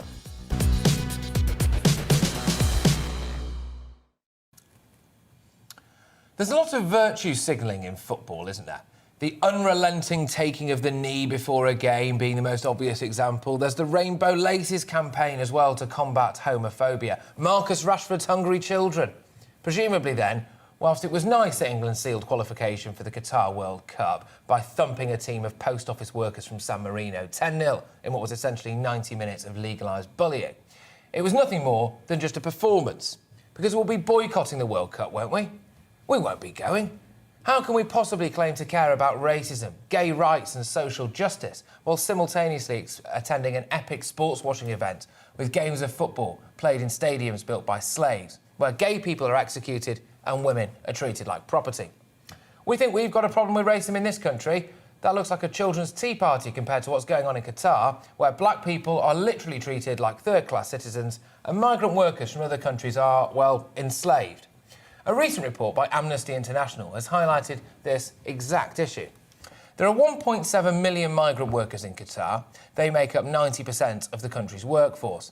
They live in purpose-built slums and they're often simply not paid. And when they are paid, many of them were only expecting around $300 a month, but instead some get just $190.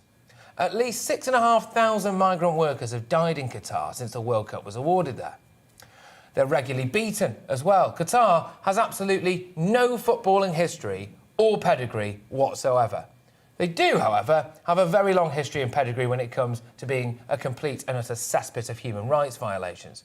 They have anti-sodomy laws which are punishable by death. So my mate and his boyfriend, who are going to the World Cup, will just have to stop being gay when they get off the plane. So-called biased news reporting can be punishable by 5 years in prison, so I better not go to Qatar anytime soon. Women need a male guardian. They have no rights to employment. They'll be left destitute after divorce. The Qatari authorities took a number of women off planes when they were travelling out of Doha's airport in the capital and subjected them to forced private medical examinations to determine if they'd given birth recently after a baby girl was found abandoned in a bin at the airport. If you commit blasphemy, can you guess what happens? Yep, it's death again. And it's going backwards, not forwards, as a nation. They reinstated the death penalty relatively recently, after a bit of a break from all that slaughter. We've got huge corporations now officially sponsoring this World Cup. McDonald's, Budweiser, which is ironic because drinking in public is banned. Look, I want us to win the World Cup. I love my football. I love Gareth Southgate and his magic waistcoat. I think this is the best England team I've ever seen in my lifetime. But we can't pick and choose about what morals we have, can we? You either take the knee before games, promote gay rights and social justice, and then boycott Qatar's World Cup, or we all just shut up, stop all of those things, and play football. We can't have it both ways.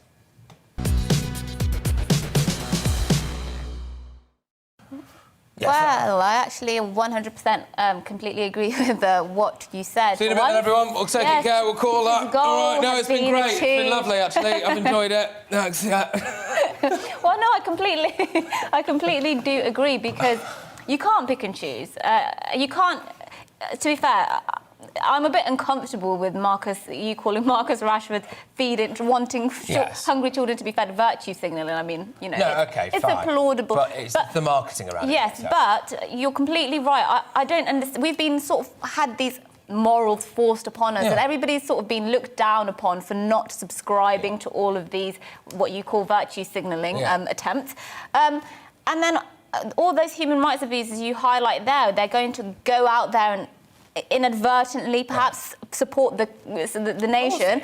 So it's completely. I don't see how you can say that's not blatant hypocrisy. Now they've obviously said our primary aim is to go out there to the sporting competition and perform as sportsmen the best we can, and it's all about the fans. It's all about the game. That's all it is. And they've said they're going to look at this other question about Qatar and human rights abuses after. But we all know they're going to go, and I just think how can this happen? And what it highlights for me is, one, the blatant hypocrisy that just amongst all the, I would call elites, whether it's sporting, politicians, economic elites. It's just blatant hypocrisy left, right and centre everywhere you look these days.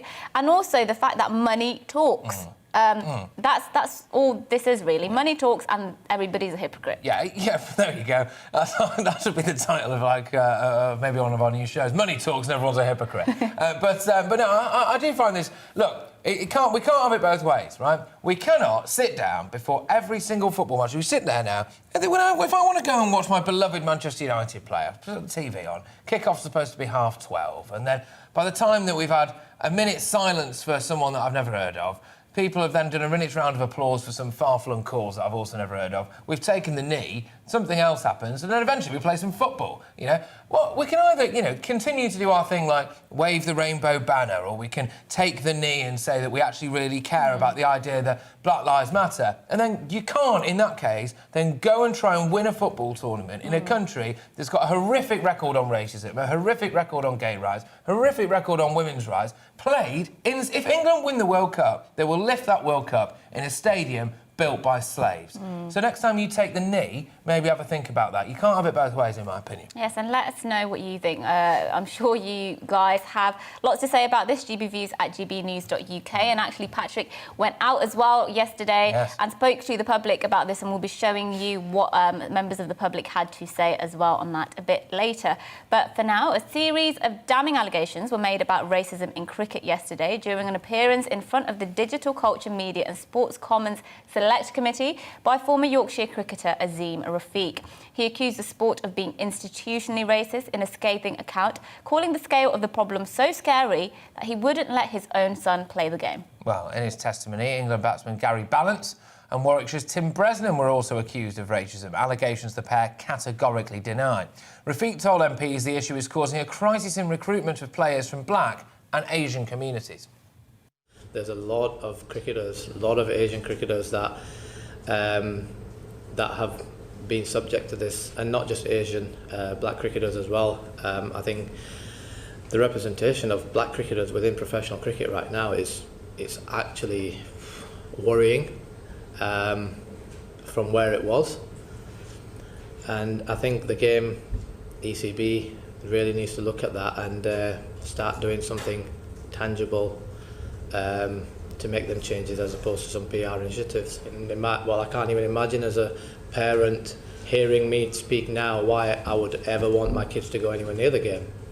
And I don't want my son to go anywhere near cricket. But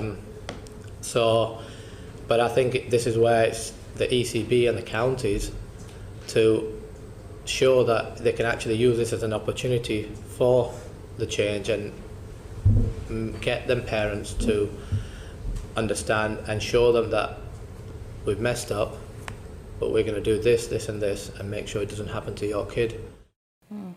Yeah, I think that's really interesting. Actually, it's not for me to make, judgments on what he's saying necessarily, but I have seen this argument repeatedly said by people online about, well, why did he stay then? If it was so rampant and this institution of racism he's accusing cricket in England of having, then why did he stay? But I don't think that's a legitimate argument at all, because you can make the same argument for domestic abuse victims, for example. Well, what you're saying couldn't have possibly happened because you remained with your abuser. So I think it's important to, listen to what he's saying and, not saying necessarily take it for its word, but, let's not jump to conclusions about the fact he's not telling the truth. I think that's also important. Yeah, well, there's a lot to this, definitely. And speaking earlier to GB News, former England, Surrey and Sussex bowler Stuart Meaker was asked if he recognised any of the behaviours that Azim Rafiq was talking about. Here's what he had to say. Well, I mean, look, I think we've got to be careful here. I think there is a lot of, jokey, bantery behaviour, and that taken out of context is always, anything taken out of context can be seen in a very negative light. Now, I'm not trying to belittle anything that he has said at all. And, he was probably put in a position where he felt like he had to go along with it because he didn't want to be the guy that mentioned anything or said anything or kept on kicking up a fuss.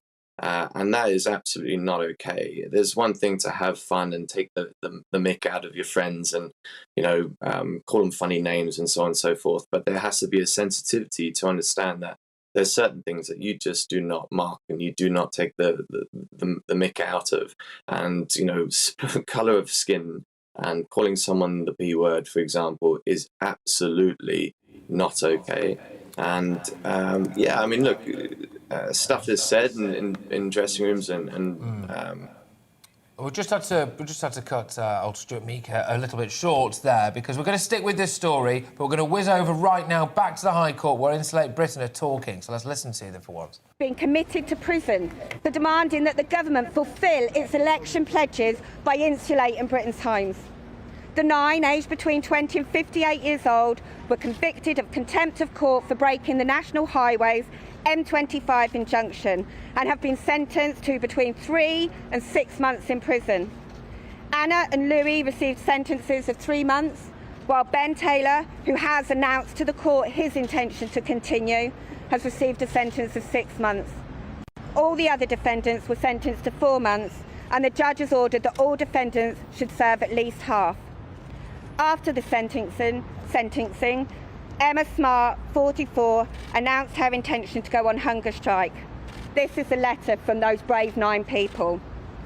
Over the last 9 weeks, 174 ordinary people have held our government to account, asking that they deliver on the most basic of their duties, and that is to protect the British people, the economy, and all we hold dear for our society. Your government has now chosen to act, and it's chosen to imprison us rather than meet the demand. By imprisoning us, the government shows its cowardice. They would rather lock up pensioners than insulate their homes. They would rather lock up teachers than create thousands of proper jobs. They would rather lock up young people than take practical steps to reduce our emissions. They will lock us up and leave thousands to die in the cold this winter. We knew we would face prison when we took this action, but we cannot stand by while this government betrays the general public. Following the widely recognised failure of our government at COP26, we are continuing to ask them to get on with the job of cutting carbon emissions, of insulating cold and leaky houses, of protecting the people of this country from climate collapse, because the lives of our children and those of all future generations hang in the balance. To the government we say, you can't imprison a flood, there are no unlimited fines against a famine, you can't bankrupt a fire. To the public we say, no one is going to save you. In the past, when governments have failed to protect their people, the right thing to do is to highlight the injustice, breaking the law if needed. This is what the suffragettes and Martin Luther King did, and it is what Insulate in Britain has done. We call on you. OK, well, that's a spokesperson from Insulate Prison there, discussing that some of them might be about to go on hunger strike.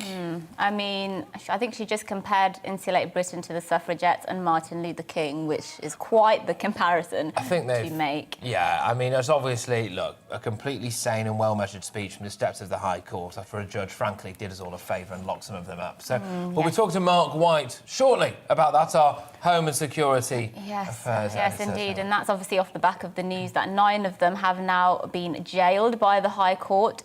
Most of them received 4-month sentences, and one of them received a 6-month sentence for basically telling the judge he would do it again. Yeah, so that's the story. It's a good way to get yourself nicked, isn't it, really, that anyway? But look, we are just going to return quite quickly to our main story about Azim Rafiq, who, of course, did... well, I suppose a discussion, a presentation, gave evidence yesterday, didn't he? And his take, anyway, on his experiences, his alleged experiences of racism in cricket. And sports writer and broadcaster Mahir Bose joins us now to discuss this. Thank you very much. He's actually releasing a book next year called The Impossible Dream, How to Create a Non-Racial Sports World. Look, good morning. Thank you very much for giving us the time. Just initially, what do you think about the comments that Azim Rafiq made yesterday? What's your initial take on it? Because there was a lot of stuff there. There was some massive accusations levelled at people. Well, actually, I've spoken to Azim Rafiq as a result of my research into my book. So some of the things he said didn't come as a surprise to me. Some of the other things he said did come as a surprise, because when he spoke to me, he was reluctant to give names and so on. And of course, he was speaking on parliamentary privilege. The idea that people of colour, as the term is used, suffered racial discrimination is not a new idea. I've been reporting sport for over half a century, and I've heard these stories before, but this is the first time that somebody who's played cricket at the first-class level has come out and spoken about it on the record. In the past, they often didn't want to speak about it on the record, and some of the specific allegations about, having red wine poured down his throat and so on, were certainly very new. And what do you make of his accusation of institutional racism in the sport? Because that term is brandished a lot in relation to Britain and other institutions in society. Is that something you agree with, that accusation he's made? I'm always reluctant to call something institutional, but of course there is racism in this country. We've come a long way, let's admit that. We've come a long way, but I think what needs to be recognized is that the fact that you are of a different color makes a difference. And we need to understand cultures, we need to understand, the use of the word, we're not allowed to now use that word publicly, at least on television. I believe your television station, like others, don't allow it to use the word P. Is clearly a very racial term. It's been applied to me, and when it was applied to me, it was applied in a threatening, physically threatening manner, and I was beaten up. So that to me, to hear that is to be aware of my past. That was some time ago, a long time ago. And I believe in the fairness and system of justice in this country. But having said that, there is, of course, racism, and we can only eradicate it by understanding what it means to be a person of color and how having a different color sets you apart from something else. Yeah, you're absolutely spot on. There is racism in this country. And by the way, obviously, desperately sorry to hear what you had to deal with there, or what you shouldn't have had to deal with. It was a long time ago, and I'll be writing about it in my book anyway. Well, yeah, absolutely. I do have certain reservations or questions, potentially, about how widespread racism is in cricket. Now, for example, when we won the One-Day World Cup, Owen Morgan was at pains there to say in his interview, we had Allah with us, of course, and this and the other, because a couple of the Muslim players who were in the team, and he was kind of making a bit of a joke about it. But that showed the inclusivity of that England team, I think. I'm someone who's played a lot of club cricket and a bit of quite low-level county cricket. At club level, we always pretty much used to have either a West Indian or an Indian professional overseas player. Huge amounts in the Cheshire League of teams singularly made up of people from Asian backgrounds as well. And I just question whether or not the idea that cricket is institutionalised, or that all cricket dressing rooms or anything like that are institutionally racist right the way through from your grassroots level all the way up to your England national team these days. I'm just not sure that's right, is it? Well, I tell you what has happened in cricket, and I've been reporting cricket since the 70s, is that cricket actually at the county level below England has become much more white. I'm not saying this has been deliberate policy, but this has happened because, and cricket is now run in a very curious way in this country. The test team, the international team, the test, the T20 side, the 50-over side, are now a club. Many of these cricketers, Joe Root, for instance, hardly ever plays for Yorkshire. Yet, compare that with football.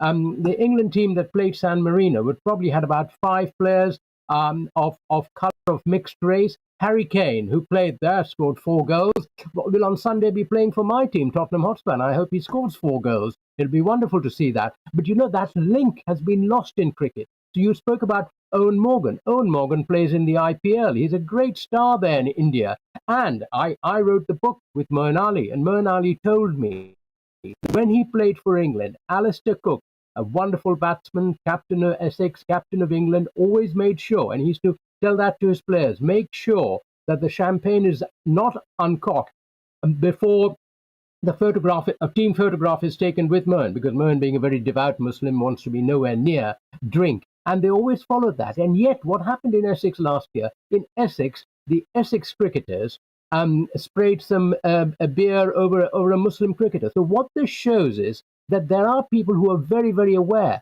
but that culture hasn't seeped through, because in my opinion, there is a dysfunction now between the way cricket is played at the county level and what the test team is. It's almost divorced from it. And football, in contrast, has kept the link between domestic football and international football.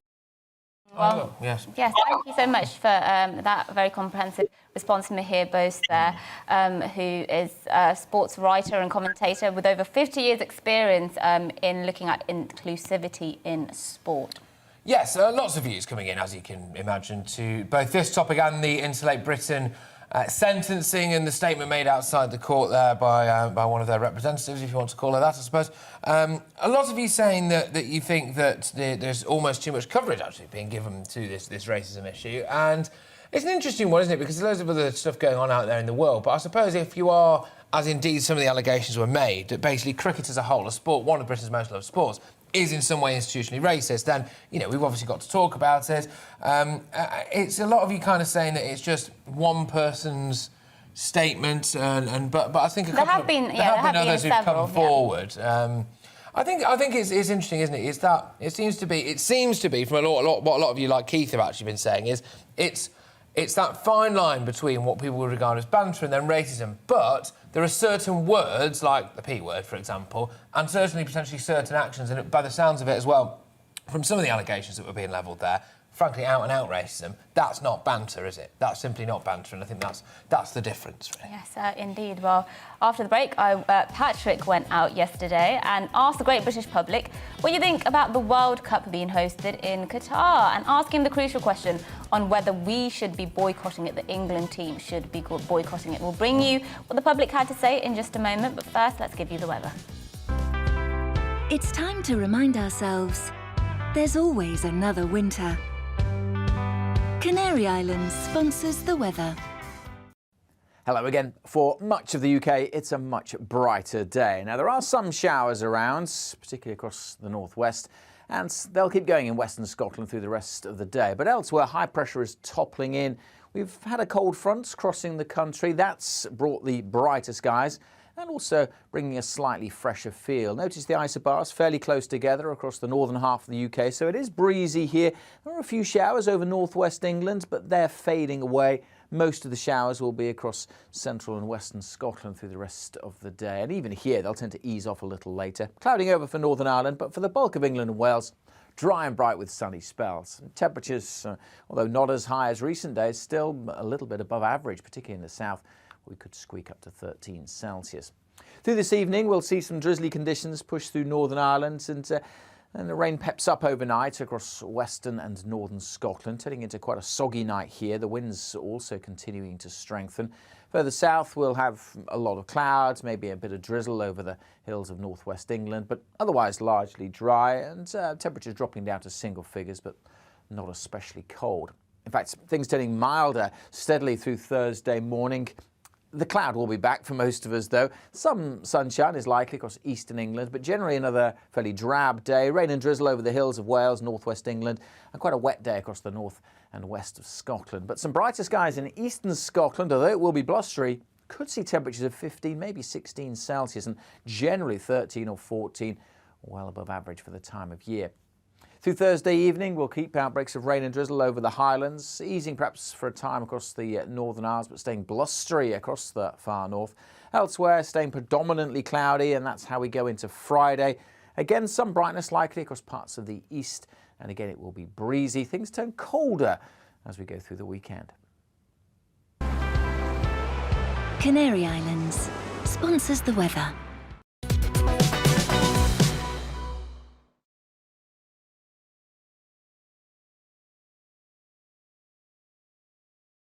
You're watching GB News live across the UK and the world on our digital stream. GB News is Britain's news channel. We are the UK's home of discussion and debate from all perspectives. We are here for you. Don't forget to join our YouTube community by clicking on that subscribe button. And if you want the GB News app, you can click and catch up on programmes anytime. We love to hear from you, so email us. gbviews@gbnews.uk. Thanks for being part of the GB News family. My name is Andrew Doyle. Join me every Sunday evening at 7 p.m. for Free Speech Nation. This is a show where we address current affairs and news stories of the week with the help of two wonderful comedian panellists. I brought in comics because I want to give it a lighter edge, and also they work for less. See you there.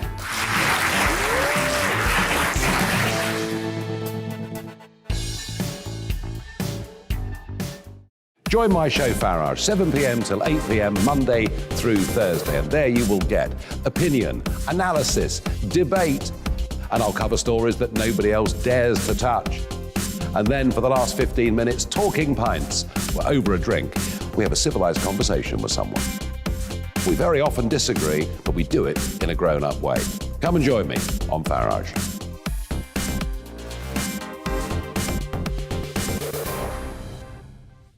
I'm Colin Brazier.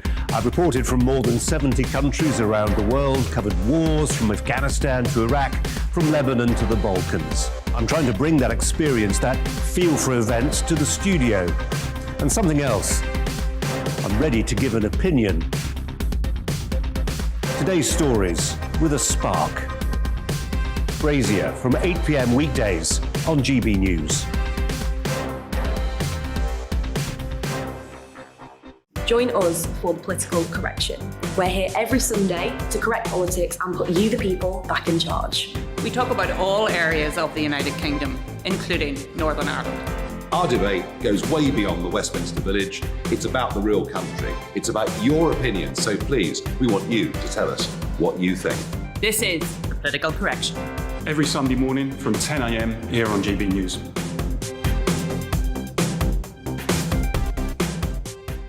You're watching GB News live across the UK, the world, and our digital stream. GB News is Britain's news channel. We are the UK's home of discussion and debate from all perspectives. We're here for you. Don't forget to join our community by hitting the subscribe button.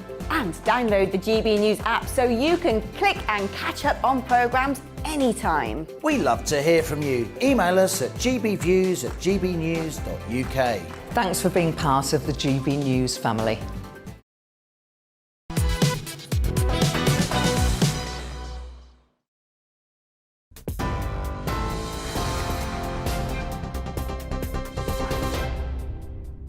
Hello, I'm Simon Pusey. Here are the latest news headlines. Police have confirmed the Liverpool bomber began making purchases in April for Sunday's attack outside the hospital in Liverpool. Ahmad Al-Sway Al-Min was born in Iraq, and officers say he had episodes of mental illness. He reportedly arrived in the UK in 2014 and had an application for asylum rejected. The Home Secretary says Britain's dysfunctional system meant he was able to remain. Police say they cannot rule out that others may have been involved in the attack. 9 Insulate Britain activists have been jailed for breaching a High Court injunction that prevents the group's road blockages. The maximum sentence that's been handed to a protester is 6 months. The High Court has so far issued 5 injunctions banning road blocking protests on the M25, around Dover Port and on major London roads. The cost of living has surged to its highest rate in almost 10 years, with rises in transport, gas and electricity bills.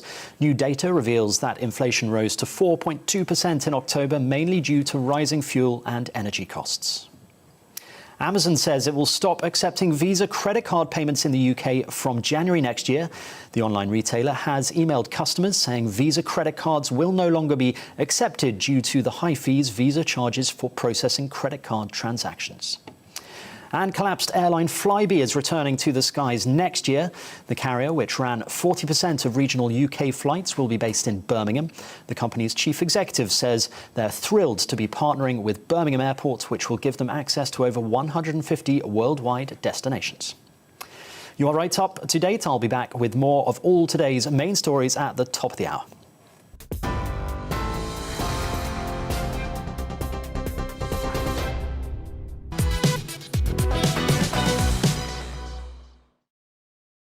Patrick Christie's here for GB News, back out and about. Now, England have just qualified for Qatar 2022, the World Cup. And let's be honest, in my lifetime, it's the only chance that we've ever had of winning the damn thing. However, there's so much virtue signalling in football at the moment. We take the knee before the game. We put our rainbow laces on. Marcus Rashford feeds hungry kids. Well, hang on a minute. If we really do have the moral high ground, shouldn't we be boycotting a tournament that's going to be played in stadiums built with slave labour, where women have no rights whatsoever and can be executed if you're gay? Let's find out what the public think. Personally not. I think considering sort of the uproar that happened with the Super League, I personally think the Qatar World Cup is a lot worse than that. But obviously it was close to home what happened with the Super League, so that's why it got the outrage, and I think actually the human rights that's going on in Qatar is a lot worse. Should we boycott the Qatar World Cup? Should we boycott it? Yeah. Why would we do that? Because of human rights abuses and stuff like that? Potentially. Because it's incredibly dodgy. There's a lot of just politics around it that I just don't think are very good for the future of football. Just overall, it's at a wrong time of year. Oh, I don't like it. Yeah, I don't like it. I don't want it. Human rights and weather. Yeah, human rights and weather. That's it. I think we should boycott a lot of things due to human rights abuses. Also, it's down to the pundits as well to speak louder. You think of sort of Gary Neville and Jamie Carragher and their role and responsibility with it when they spoke about the Super League and stuff like that. They were outraged by it. It was close to home, but there's not really much said on this sort of thing. And I think Beckham as well, he's sort of endorsing it. I think ultimately it's not just England, it's bigger picture, isn't it? And money talks, doesn't it? As fans or as a team? As a team. Yes. Why? Because we need to represent our country. And presumably try to bring our values over there? I think that's for the ambassadors, like David Beckham, who's just signed I think it was a 10-year deal. And I think it's important for him to instill the values. I don't think it's about him selling himself out, but he should be instilling our values. Slight hypocrisy with us doing things like taking the knee before games, rainbow laces, virtue signalling, and then going and playing in a country with stadiums built by slaves. Yeah, I mean, we're rife with hypocrisy these days. You know, there are certain causes you can jump on, other causes you can't, and we're seeing it every single day. The more you become a pseudo-activist without really being a true leader, the more you're going to be a hypocrite. Human rights, though, we're endorsing the World Cup. Okay. I think they're hard to separate, but I think potentially we can. But I think also we can show good influence across there as well. Yeah, I don't know enough about it. I'm slightly uneasy. Do you think we'll win? Possibly. I don't think any country that I'm not going to say tolerates gay marriage because that has a negative connotation, but equalises marriage for anyone should accept this. No. Why not? Well, I think sport should just continue as normal, except for the very major circumstances. Winning means nothing. What's your thoughts? I would boycott it, I think. Any specific reasons at all? Well, the human rights abuses, obviously. I think if you raise the issues publicly, more people become aware of these issues elsewhere and perhaps in home country. Well, there we go. I think there are a couple of really good points made there. One, where's Gary Neville? Right, where is he? Where's Jamie Carragher? Gary Neville decided to blame Manchester United's crushing 5-0 home defeat on Liverpool on Boris Johnson at one point, which I thought was absolutely outrageous. I mean, the man's clearly lost it a bit there. Where is he when it comes to things like this? He was all over the box and it was about a European Super League. Where's Gary when it comes to the Qatar World Cup? You know, I just wonder whether or not he's thought, hang on a minute, I can line my own pockets here by being a pundit in Qatar. I think it's interesting what that lady at the end said, actually, about you can use the games to sort of publicly raise awareness of the issues that are going on in Qatar. Something tells me, you know, the host would have an issue with that. But it does go to show, because the gentleman you spoke to before her, a few people before her, was like, why should we boycott it? So clearly, it's not something that many people know. And if many people did know, maybe they would be in favour. And the other thing is, we are obviously all still going to watch it. You know, we're talking about all this, but of course we're still going to watch it. So in a way, the people supporting it, the fans, whether they're going there or we're watching it on telly, are complicit as well. Yeah, well, look, I just think there is a massive out-and-out hypocrisy here when it comes to both the way that our national team... By the way, I'm not blaming the players for this. I think it's more of just an overall issue that I think football as a whole needs to address. But look, I said it before, I'll say it again. You've got a binary choice here as far as I'm concerned. You can either continue to take the knee, continue to do things like the Rainbow Laces campaign, continue to virtue signal on an industrial scale before every single Premier League football match and not go to Qatar, or you can just shut up and play football. And I think that's kind of where we are. And the same goes for the pundits as well. It's all very well and good Gary Neville talking about leadership in this country and this, that and the other. Well, he's got a chance as one of football's leaders, as one of football's most vocal leaders, certainly in the punditry arena, to actually stand up and make his say here. Will he be going to Qatar? Will he be getting paid for it? Will he, therefore, in some ways, be endorsing a brutal regime? I suspect the answer might be yes. Yes, now let's take you back to the story on Insulate Britain. 9 Insulate Britain protesters have been jailed for defying a High Court injunction after they admitted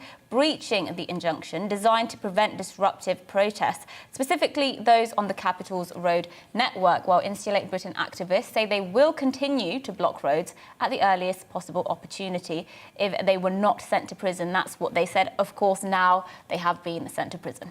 Yes, indeed. Well, our Home and Security editor, Mark White, has the latest for us on Insulate Prison. Mark, what's happening? Well, the protesters themselves have held a news conference. You took part of that in the last hour, Patrick, where it was really quite a defiant note that was struck, as you would expect, from Insulate Britain. And I asked them specifically, look, 9 of your number today have been jailed. Is that going to mean that you're going to change your tactics, that you're not going to block the roads? And they said no, quite blatantly, they are going to continue. And they've called on many more people to come and join them. Look, it's a win-win for them, really. They don't want, of course, to go to jail. Nobody does. But as part of the cause that they see as a just cause, they're willing to do that. And also, in doing that, they've been effectively, as far as the group is concerned, martyred. And they've got a great deal of publicity about this again, because here we are talking about it once more. They have gone. You've got to take their hats off to them in terms of their PR campaign. They have gone in the space of 9 weeks from a group that no one had heard of, a newly formed organisation that has now overtaken groups like Extinction Rebellion, even BLM, you know, as a group that is instantly recognisable as a name, Insulate Britain, throughout this country because of the disruption that they have caused quite deliberately on major transport networks such as the orbital motorway around London, in Dover, up in Birmingham and Manchester now, and they have every intention of spreading those protests. I think the judges were left with no choice but to pass custodial sentences because those protesters were quite blatantly unrepentant and suggesting to the judges that if they are not jailed, they were going to go right back out there and do the same again. Well, Mark, thank you for bringing us that. It's news many people will welcome, particularly those who were on the front line of the disruption caused by Insulate Britain. Yes, they're going to be in prison for Christmas, aren't they, this lot? But I suppose at least they'll be warm. Anyway, after the break, we'll speak to Leeds City Councillor Neil Buckley on HS2 as the government is expected to scrap the eastern leg.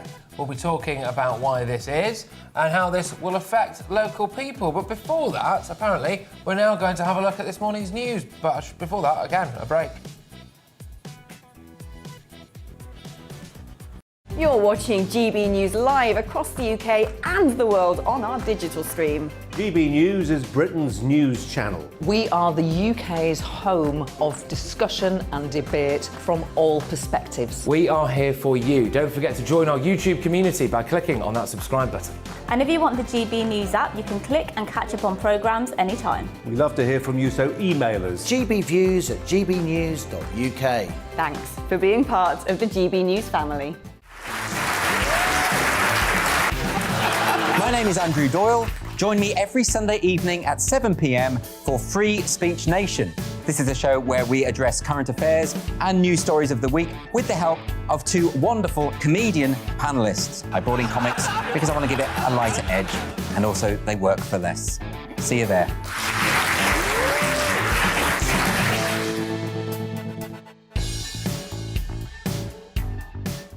Join my show Farage, 7 p.m. till 8 p.m. Monday through Thursday. And there you will get opinion, analysis, debate, and I'll cover stories that nobody else dares to touch. And then for the last 15 minutes, talking pints. We're over a drink. We have a civilised conversation with someone. We very often disagree, but we do it in a grown-up way. Come and join me on Farage.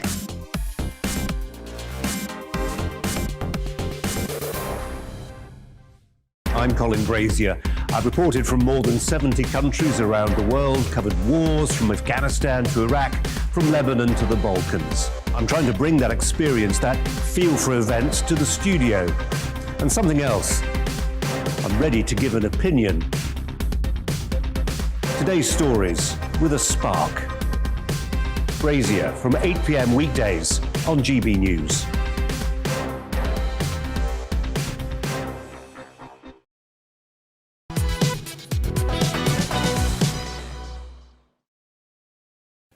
Now, a government source has told the BBC that the eastern leg of the high-speed railway, HS2, between Birmingham and Leeds is set to be scrapped. The decision is expected to be confirmed when the rail plan is revealed tomorrow on Thursday. Prime Minister Boris Johnson's watering down of plans has received a backlash from MPs, mayors and a northern newspaper campaign.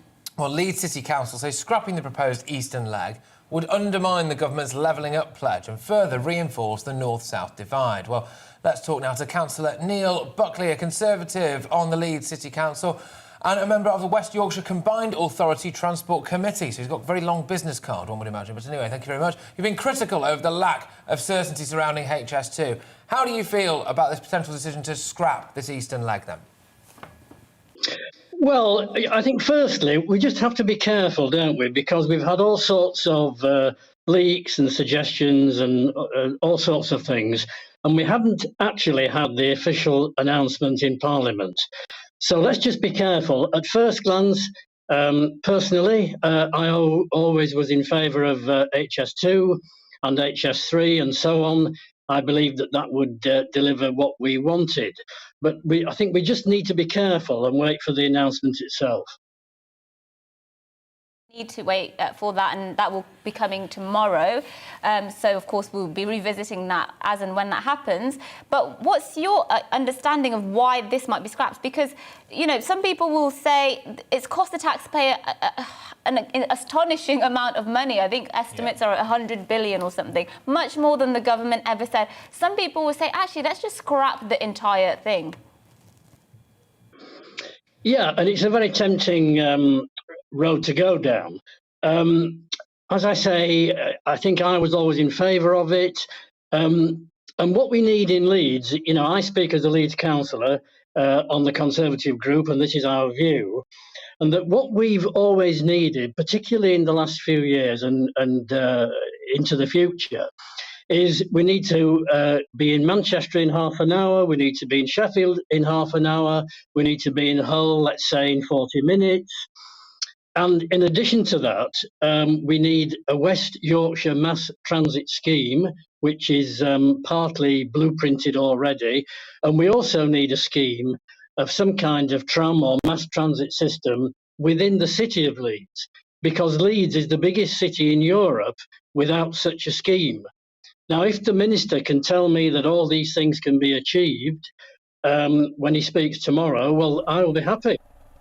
Absolutely. He's more likely to tell you that he's scrapping a lot of stuff, though, isn't he? And so, in that case, how do you feel about the idea now that he's making it very difficult for people like you? You know, we've got these blue wall seats, as it were now, whatever you want to call them. As Boris Johnson stood boldly before us after the last general election and said, people, especially in the north of England, have lent the Conservative Party their vote. And then he goes and bangs on about a green agenda that nobody, frankly, asked for. He didn't really bother to tell us about, and is going to hit us very, very hard in the pocket. He's been soft on things like border control, for example, and terrorism, and then he's going to scrap a big part of what was the levelling up agenda. I mean, he's putting people like yours' jobs at risk, isn't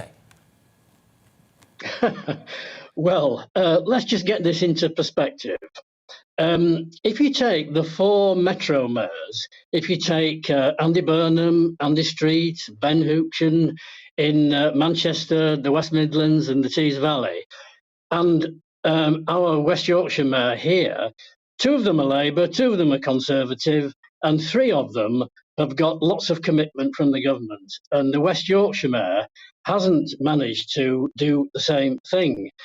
And I think she will be disappointed, and that she will appear not to have had the same success as the other Metro mayors. OK, all right. I mean, it's an interesting one, isn't it? Look, do you honestly think this government is properly committed to levelling up then, as far as you? Because that's a massive pledge. That was one of the pledges, isn't it? Well, I imagine there'll be a lot more said about levelling up. It's been, let's be honest about it, it's been one of those phrases which has been difficult to pin down. What does it actually mean? And as I said before, if we can irrespective of whether you call something HS2 or HS3 or whatever, if we can actually get across the Pennines to Manchester and then to us, don't forget, it's a two-way railway in half an hour, and get to Hull in 40 minutes and Sheffield in half an hour, that's the point of it. It doesn't matter what you call it. If there's some method of doing that which is not called HS2 and HS3, well, let's have it. And I'm all ears to hear this tomorrow. Councillor Neil Buckley, thank you for joining us this morning. Thank you. Let's talk about that. He's a Conservative councillor on the Leeds City Council. Yes, and indeed a member of some combined authority as well. We're going to now talk about a new device that has been developed to help pets deal with separation anxiety. So the dog phone system works when a pet picks up and shakes a ball fitted with an accelerometer. So when the accelerometer senses movement, it prompts a video call on a screen connected to the device. And this invention, which is believed to be the first of its kind, has been developed by Dr. Elena Hershey-Douglas in collaboration with her Labrador, Zach, and colleagues from Aalto University in Finland. Yes, I love how it's in collaboration with, as if he in was collaboration with. Well, joining us now to talk us through this, because to be honest, I don't understand it myself, is technology expert Will Guyat. Will, just give us tell us what all this is about. I barely get it. Well, can I first start by saying you give me all the best jobs to talk about here on GBNews. Now, pets. There's an interesting story here for a couple of reasons, right? Pets, we love our pets, and this is an idea of using technology to get into our homes. And this is a ball that enables a video call on a device, so the dog will pick it up, and you can check in with Fido when you're at work or you're at the pub or you're doing whatever you're doing. You might be presenting a show on GB News, and you might want to check if your dog's all right.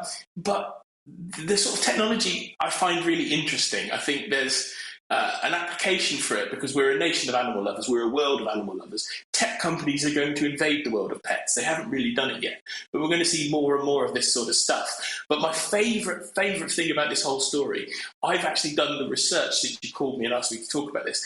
I've read the notes that they made during this long period of testing, and here's one of my favourites. The dog rang me but was not interested in our call. Instead, he was checking things in his bed.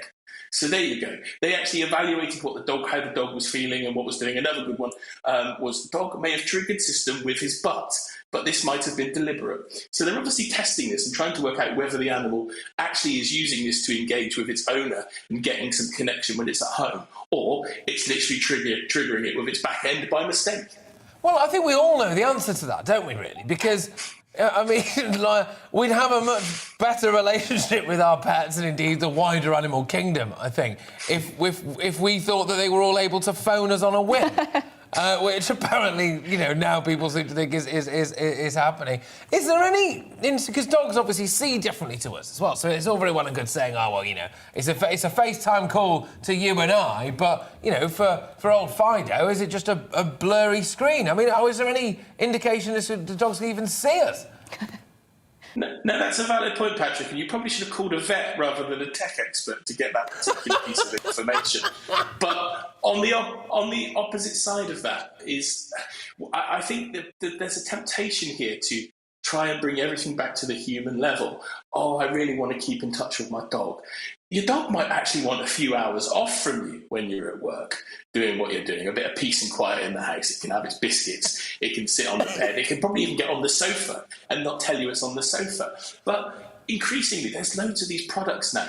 They're coming from all different places. And the fact that universities are investigating this is the beginning of, as I say, the invasion of technology into the world of pet products. And if this research proves successful, I reckon somebody will probably have something just like this on the market next year. You can already get devices which have cameras on them that you can automatically press a button, a little hatch opens, and the dog treats come out of it. So this is just a sort of another further extension of that kind of thing.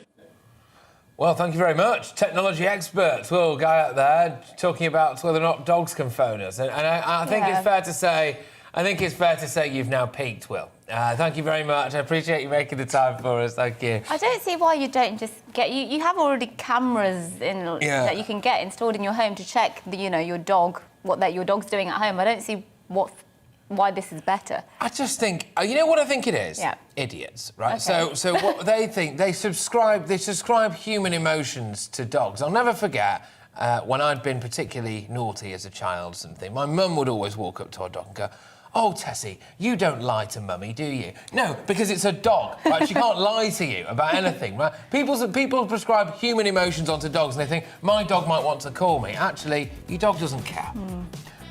Anyway. Well, that's his view, right?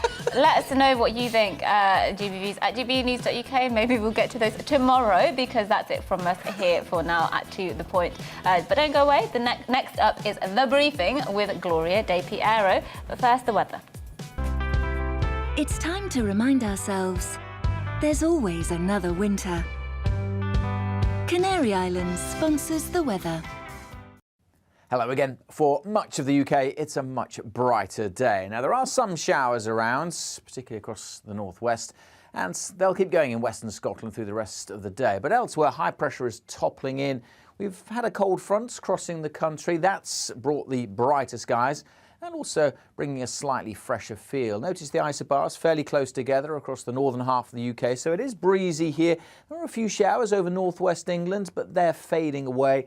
Most of the showers will be across central and western Scotland through the rest of the day. And even here, they'll tend to ease off a little later. Clouding over for Northern Ireland, but for the bulk of England and Wales, dry and bright with sunny spells. Temperatures, although not as high as recent days, still a little bit above average, particularly in the south. We could squeak up to 13 Celsius. Through this evening, we'll see some drizzly conditions push through Northern Ireland, and the rain peps up overnight across western and northern Scotland, turning into quite a soggy night here. The winds also continuing to strengthen. Further south, we'll have a lot of clouds, maybe a bit of drizzle over the hills of northwest England, but otherwise largely dry, and temperatures dropping down to single figures, but not especially cold. In fact, things turning milder steadily through Thursday morning. The cloud will be back for most of us, though. Some sunshine is likely across eastern England, but generally another fairly drab day. Rain and drizzle over the hills of Wales, northwest England, and quite a wet day across the north and west of Scotland. But some brighter skies in eastern Scotland, although it will be blustery. Could see temperatures of 15, maybe 16 Celsius, and generally 13 or 14, well above average for the time of year. Through Thursday evening, we'll keep outbreaks of rain and drizzle over the Highlands, easing perhaps for a time across the Northern Isles, but staying blustery across the far north. Elsewhere, staying predominantly cloudy, and that's how we go into Friday. Again, some brightness likely across parts of the east, and again, it will be breezy. Things turn colder as we go through the weekend. Canary Islands sponsors the weather.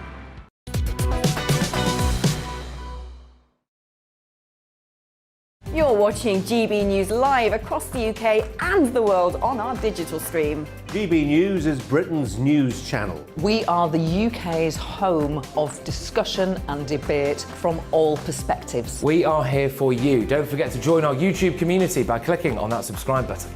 And if you want the GB News app, you can click and catch up on programmes anytime. We love to hear from you, so email us. GBviews at gbnews.uk. Thanks for being part of the GB News family. My name is Andrew Doyle. Join me every Sunday evening at 7 p.m. for Free Speech Nation.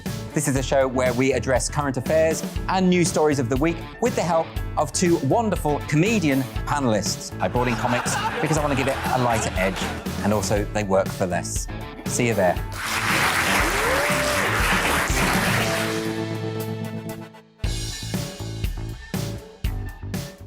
Join my show Farage, 7 p.m. till 8 p.m. Monday through Thursday. And there you will get opinion, analysis, debate, and I'll cover stories that nobody else dares to touch. And then for the last 15 minutes, talking pints. We're over a drink. We have a civilized conversation with someone. We very often disagree, but we do it in a grown-up way. Come and join me on Farage.